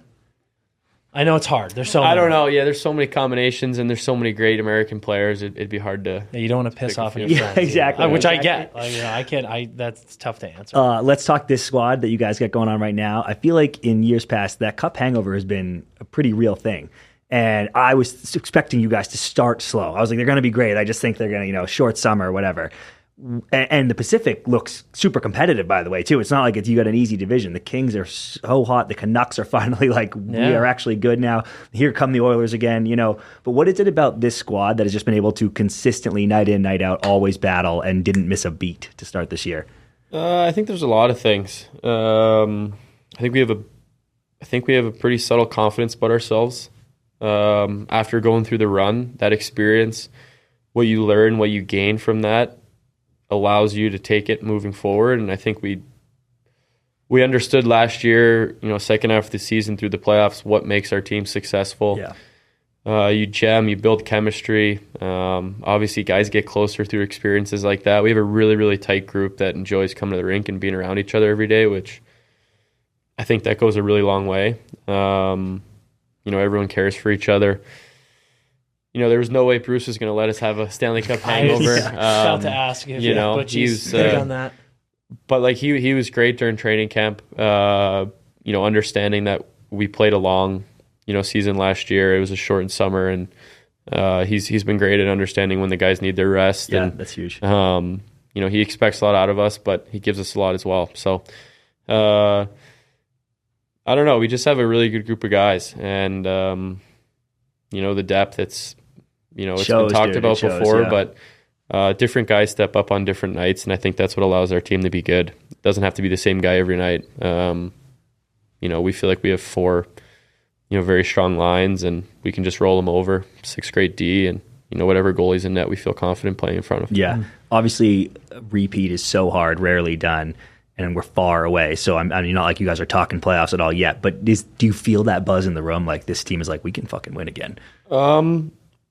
Yeah, I think that there's confidence in our group. Like Yeah. I said, I think we understand what we did last year is last year, but we also know we can do it again. There's so many challenges that you get presented over the course of a season, so I think it's tough to look that far ahead. Even towards the playoffs, I think it's important during an 82-game season. Like I said, there's so many highs and lows. I think it's important during an 82-game season to just kind of focus on the short term and trying to play as good every night as you can. Every night's not going to go your way, but if you play well more nights than not, you're going to find yourself in a good position towards the end of the year, and I think that's kind of the way we look at it. Yeah. And are you guys fired up for the Winter Classic? And obviously, as a team, cool moment to first Winter Classic for this team, and then especially with the expansion teams. But then for you personally, do you feel like you have a little bit of extra excitement getting into, the next one and hopefully winning this one? What's the thoughts going on? Yeah, and the Winter Classic's such an amazing experience, not only for you, but for your family and everyone that else that gets to be involved in it. I remember the first Winter Classic we played in New York against the Rangers, and the day before is a lot of fun, getting the opportunity to have your family out there and on the ice and all the photos, just the spectacle. As a kid that grew up watching the Winter Classic, to be able to play in one, was always a dream. So now to be able to do it again, I feel really fortunate. I think it's so cool that it's 2 expansion teams as well. So awesome. It's been awesome to see how well Seattle's done, not only on the ice, but off the ice. Mm-hmm. It seems like every time we go in there to play against them, the environment's great. It's a really fun arena to play in. They have a great fan base right now. So obviously we know how great, T-Mobile is and what the fans mean to, our team.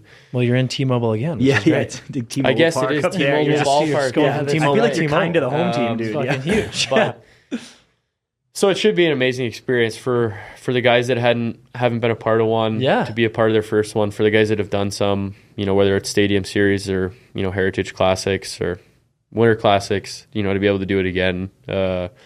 Everyone's super excited about it. It's a marquee game on the NHL schedule during the course of a season. So, when you get told that you're going to be in it the previous year, you're looking forward to that the next year. Yeah. Are you happy with the sweaters? I thought they came out really cool. I think they're gas. Me too. Both, by the way. I think both are really good. But Vegas is honestly, it was unexpected, the style, and I think it's sick. Looks good. You never know what sort of uniform you're going to get from a team that doesn't have a history of, let's just... It was like retros last year. Let's just take the 1975 jersey that the team wore. Like, we don't have that, right? So for them to be able to design something, I think they did a great job, and we've seen some of the gear that goes along with it. I think it's going to be awesome, and I thought Seattle's jerseys came out great as well. So, looking forward to it. Sweet. How many people you bring in? Or who knows? Not as many. I had a lot in New York. Yeah.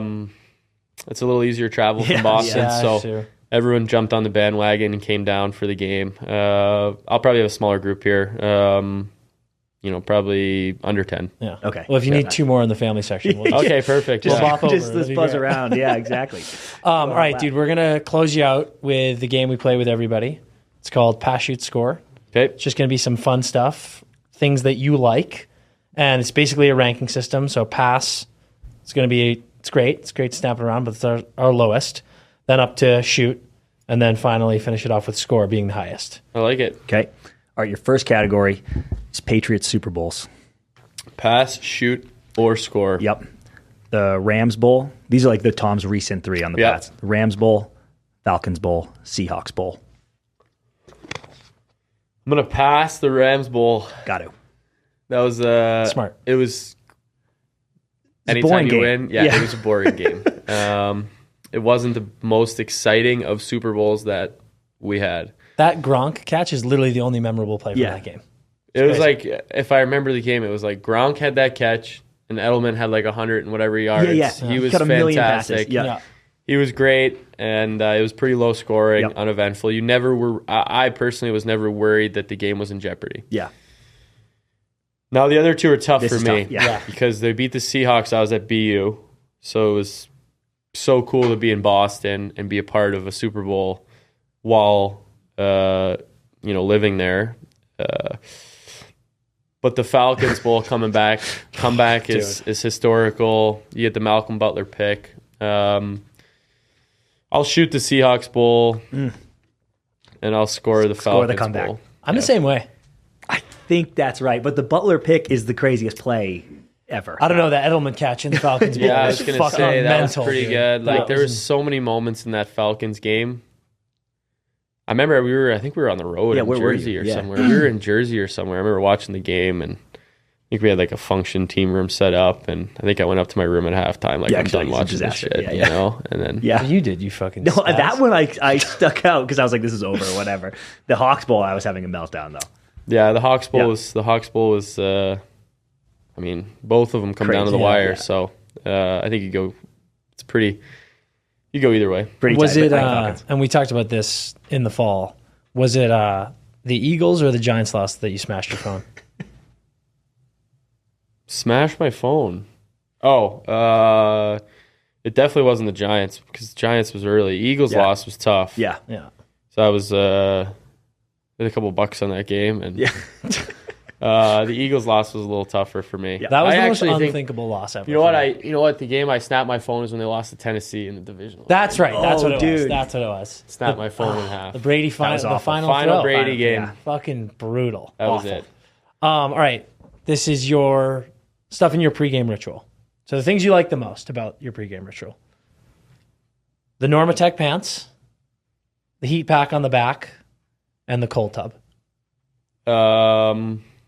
Past the heat pack.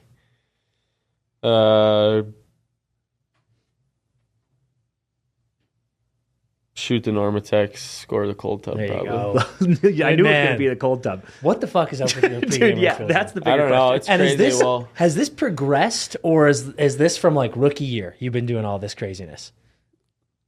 that sports. What is it? Sports Illustrated article. Yeah. That was like. It makes you sound like an absolute psychopath. It sure It does. literally makes It no sure sense. does.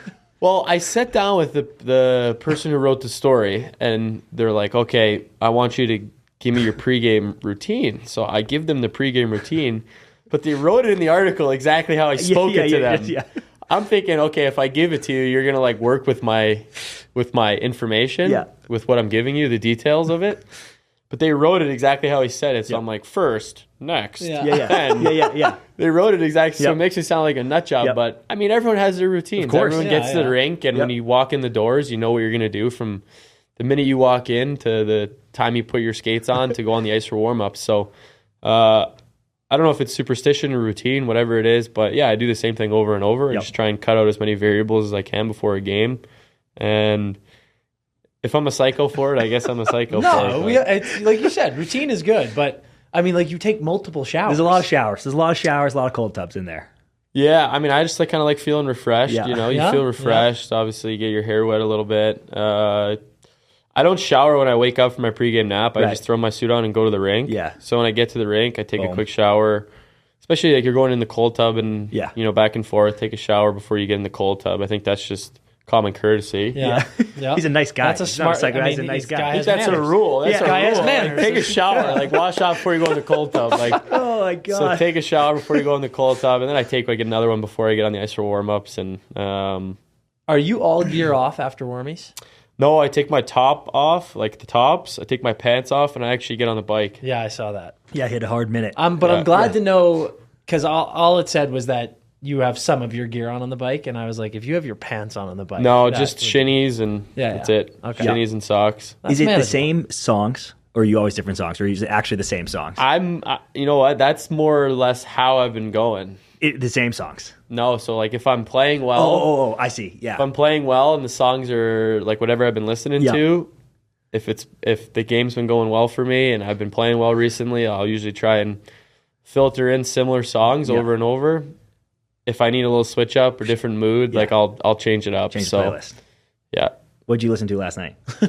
Right now, actually, I've been on a weird mix. I've been doing like older music. So Like older, or like?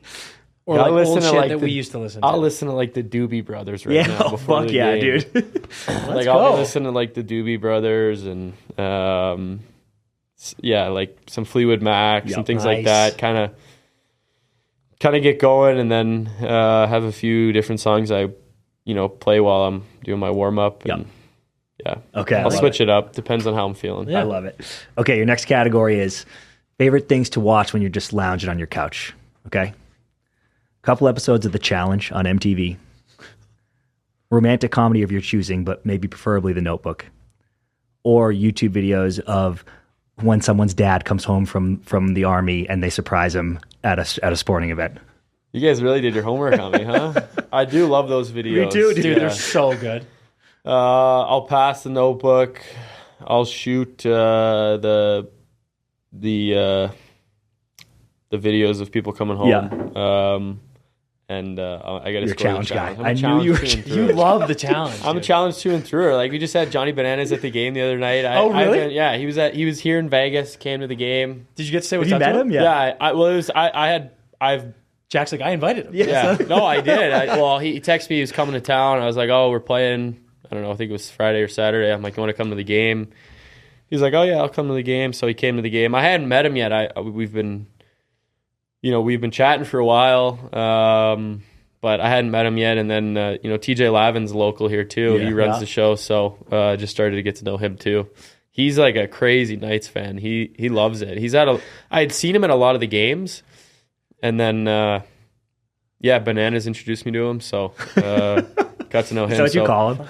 What's that? Bananas? Yeah. Oh, yeah. I call him Bananas. Yeah. Good. Yeah. Do you still watch? I watch it, yeah. I'm caught up right now. I'm Season waiting for the 39, episode baby. to come out. Yeah. Let's go, dude. Yeah. What is it even on? Paramount? It's on MTV. Or yeah, you can get it on Paramount Plus. Yeah. Well, they've done a couple different ones. So they did the few on Paramount. Yeah. Yeah. But the MTV ones are the best. Yeah. Oh, 100%. Goated, dude. I Yeah. was, dude, back when it was like Road Rules versus Real World. Yeah, just Those were unbelievable. unbelievable, dude. The tension. There was like legitimate rivalries going They've on. kind of cut it a little bit. Yeah. Like it's gotten cleaner over the years. Okay. The old ones were the best because it was like they'd be in the house, they'd be drinking, they'd be cocked, there'd be a fight, hookups. Like it was just there was always some sort of drama going on. The Paramount one, there wasn't a ton of drama. This season's had its fair share on MTV, but nothing like the old CT Original. days. Yeah. It was, Oh it my was God. less dude. CT. Fucking That hell. man was a lunatic. Lunatic. Dude, beast, And then there was that too. dude, I think his name was Alton, that black dude who was also the goat. Yeah. He was also like, yoked. did you ever see him? This dude, I'll find him. He was like... Johnny's the goat. How can you call it someone else? He's yeah, got. I'm telling you, he's got 7. this guy Alton only did it like 3 years, and he literally won every single challenge he was ever in every single time. And like I think he left because he was like, "This is boring for me." Yeah. He was the most dominant person I've ever seen. I'll find it and I'll send it to you because he was a savage. I told TJ Lavin, I'm like, when I'm done playing hockey, I'm coming on this show. Yes, you have Dude, to. I'm like, I got to do it. If you guys are still doing it, I think you have to know. You just have to know how you do. I do gotta love do the it. idea like Jack retires in 20 years and the challenge is still going strong. I'm like, yeah. season 60. Dude, we were almost going to ask you something about retirement in this, and Dan was like, I bet he'll say he wants to be on the challenge. Yeah. I was like, I think you're right. I don't blame you. I already told him, like, I told Bananas, I'm like, you got to trade me for the challenge. We're going on. He's like, all right, you just got to push my wheelchair. Like, I'll be in a wheelchair by that time. You deal. got to push it. All right, I know you're a big music guy. Next one, bands that you love. Pass, shoot, score. Coldplay, Pearl Jam, Stone Temple Pilots. Ooh, that's so hard. Yeah. I mean, can't go wrong with any of them. Coldplay is the best concert I've ever seen. Yep. That's what I hear. So, but I think I'm going to pass them. Yeah. I was like, I feel like STP is close to your heart, so that wasn't going to be it. It is. And then it's like, you can't pass Pearl Jam. Yeah. No. So I worried that Coldplay Yeah. was going to get the short end there. Yeah, Coldplay's going to get passed. But best concert. Best show I've ever Yep, seen yep. in person. Where was it? Everything that they do. Gillette Stadium. Yeah. Oh, fuck yeah. Who do I want to... That's so tough to shoot or score. I guess TP was probably the first rock band that I fell in love with. Yep. Followed by Pearl Jam. Yeah. And I never had the opportunity to see STP, Scott Whelan, rest his soul, but I never got the opportunity to see them in live with him. Pearl Jam I've seen twice. Yeah. I love him. Eddie Vedder, he's the man, he's the GOAT. So I think I'll shoot STP and Wow. Damn. score Pearl Jam. Damn. Very good. I'm glad that I got there. I'm embarrassed to say I was never a big Pearl Jam guy. And then, did you ever see that movie Into the Wild? Into the Wild, what? It's a really good movie. Yeah. Emil Hirsch, true story about this guy who kind of just like leaves life. He's like, fuck this, I'm going to live in the woods. And Eddie Vedder did the soundtrack to that whole movie. And the movie's fantastic. Yeah, yeah. And I remember watching the movie and being like, this fucking soundtrack is unbelievable. Yeah. And then looked into it and he wrote literally 12 brand new songs just for the movie. And then I started listening to Pearl Jam from there, and I was like, Pearl Jam's gas, dude. they're unbelievable. They're unreal. You'll hear songs from them sometimes that you don't recognize right away, and you're like, wow, thought I knew all these Pearl Yeah. Jam songs, and you'll hear a different one, and you'll just be like, wow, this song's unbelievable. Incredible. You know, whether it comes on the Sirius XM Pearl Jam channel or whatever, and you're just like, but I had the opportunity to see them twice. They're incredible. But STP is a tough, that's tough not to take them. Yeah, but you're a huge classic rock guy. You get the Doors on today, but Rolling Stones, like you love all that shit. Yeah, I love, I love music. It's the best era. My dad got me into it. You know, he was a big music guy, so it's just kind of a big passion. What's his favorite band? The Beatles. The Beatles. Nice. Okay, yeah, good pick. Good pick. Smart man. Okay, we got one more for you. This category's food. Okay. Some weekly dinners at Longhorn Steakhouse with the BU boys. Little breakfast at Rosie's Diner in North Chelmsford. Or some late night chicken fingers at McMullen's. Ooh. All right, I'll pass Longhorns. Yeah. See you later. We've upgraded. Hey, those are cheap upgraded, eh? We've graduated from Those Longhorns. are cheap dinners, boys. I'll shoot McMullen's and got to stick to your roots, baby. Got to. Yeah. You got some Rosie's signed breakfast. memorabilia in there, eh? Rosie's, yeah.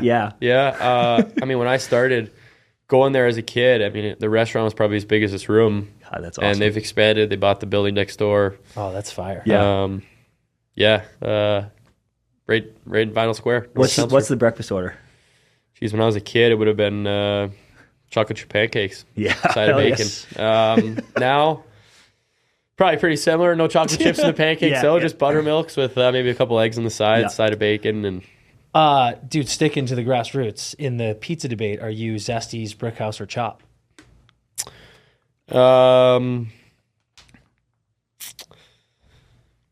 I probably got to say Brickhouse here. Okay. I got to say Brickhouse just because they've probably been the most supportive of me. They got the Hey, that wins wins, loyalty, yeah. dude. I'll take that. I'd probably say Brickhouse, but all of them are good. Yeah. I'll go Brickhouse. Okay. I like that. And I saw you're a pineapple on pizza guy, right? No. What? Some- You're not in on that? I mean, if there's like I'm probably one of the most least picky eaters in the Yeah. world. Yeah. So if there was a pineapple pizza right here and I was hungry, I would eat it. Okay. Okay. But it's not. It's not. But No, if I'm yeah. ordering a pizza, No. I'm not ordering pineapple on it. No. I'll eat it if it's there. No, just I'd probably disgusted. just like a pepperoni or Yeah. like a meat pizza or whatever. Yeah. Yeah. So that's Easy that's money. the go-to. Perfect. All right, Jack, we've taken up enough of your time. This has been unreal. Before we let you go, is there anything you want to shout out? Anything you want to plug? No, I don't have anything to plug. I mean, this was great. Yeah. Great it's been a conversation. blast. Thanks for having me on. Yeah, we got Anytime. to see Yeah. now if I can pound down. I was gonna say, Yeah, Yeah. that's happening. What do you? Well, we'll save it for later. But like, how do you think this is gonna go? well, I was telling my girlfriend about it this morning, and obviously she knew about it, right? Yeah, Like, yeah, you guys yeah. have met Erin, Yeah. and she knew, and she was actually like worried. Dude, I don't need to hear that. We've like talked to a few doctors, and I'm getting mixed reviews. Like some people are like, it's kind of gross, but like you'll be fine. And then there's other people who are like, you're gonna get gout from this. And I was like, what the fuck, dude? Gout. It's a rich man's disease, It's dude. a You'd be rich so man's lucky. disease. Red You meat, should be so red lucky. meat, red wine. Do you Yeah, hear I that mean, Voracek story, by the way? No. It's I think it was Delzato was just telling a story that like Voracek got gout like in the middle of the season when he was like 27 years old. I was like, Jesus Christ! I know someone else that had it, but I'm not going to expose. You're the not going to gas them? teammate. Tell us later. Okay. Tell us later. Yeah, But yeah, I mean, it's definitely gonna be a challenge. How many you got? 92. 72. 72. Yeah. 72. I wanted, because you finished with 80. How many points you finished with last year with playoffs? It I was want to in say the like 80s, I think. 86. Yeah. 60, No, 66 in the regular season, 26 in the finals. Yeah, no, so 26 so in the playoffs, 92. So it was 92. Yeah, so But I put the- see, I wanted I- the 92. Yeah, but I put the cap. I was like, once he gets to over 71 and a half, But yeah, we but I had stop. set the over under at 71 and a half. So he's capping at 72 shrimp.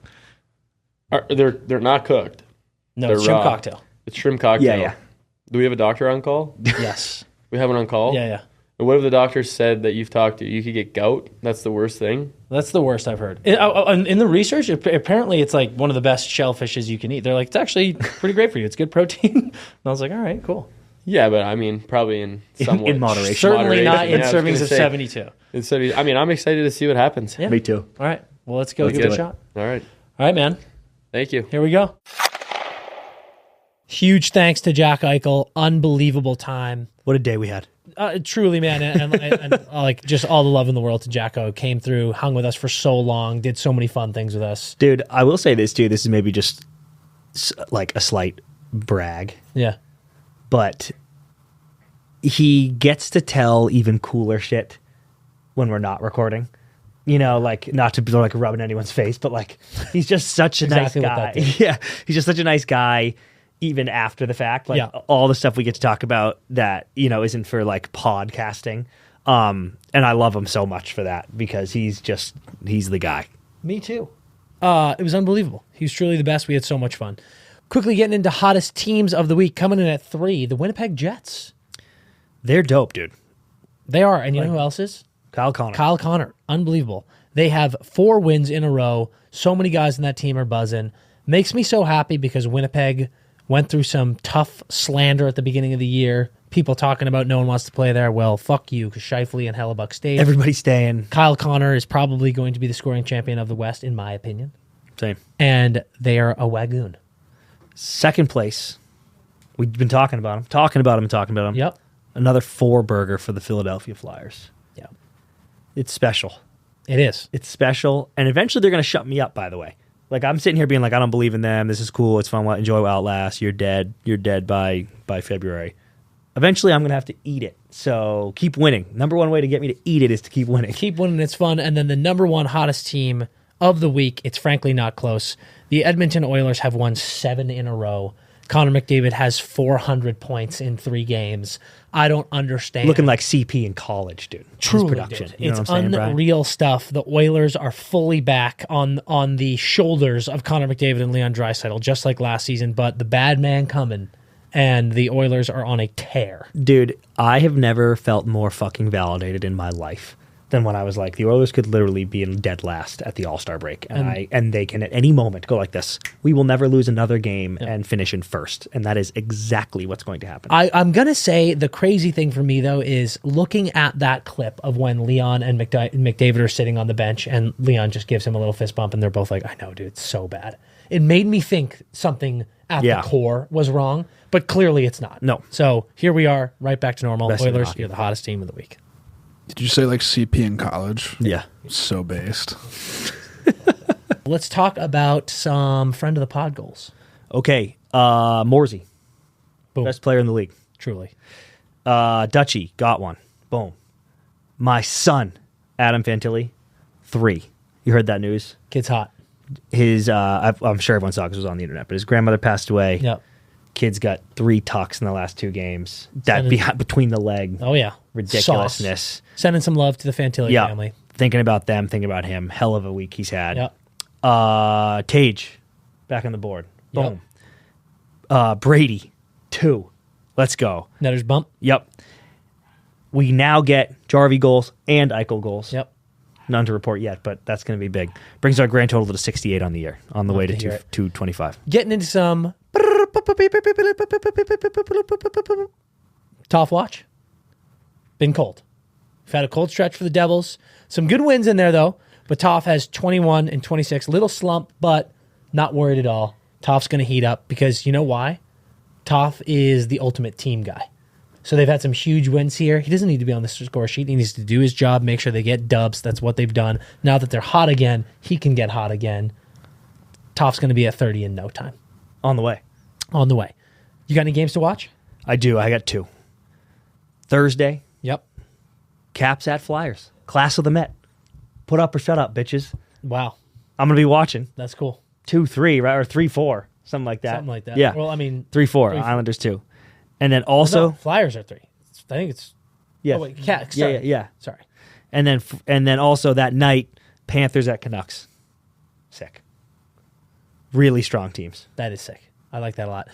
I got one Saturday, 4 p.m. Pacific, so 7 p.m. little night game on Saturday for you folks on the East Coast. Rangers Bruins. Second tilt of the season. Absolute Bees 0-1. pig pile mess of a game the first time they met up. Rangers took the win. So let's see if the Bees can scratch back. Going to be a blast. That's it for us. Unbelievable episode. We're getting closer and closer to Christmas. I am so pumped.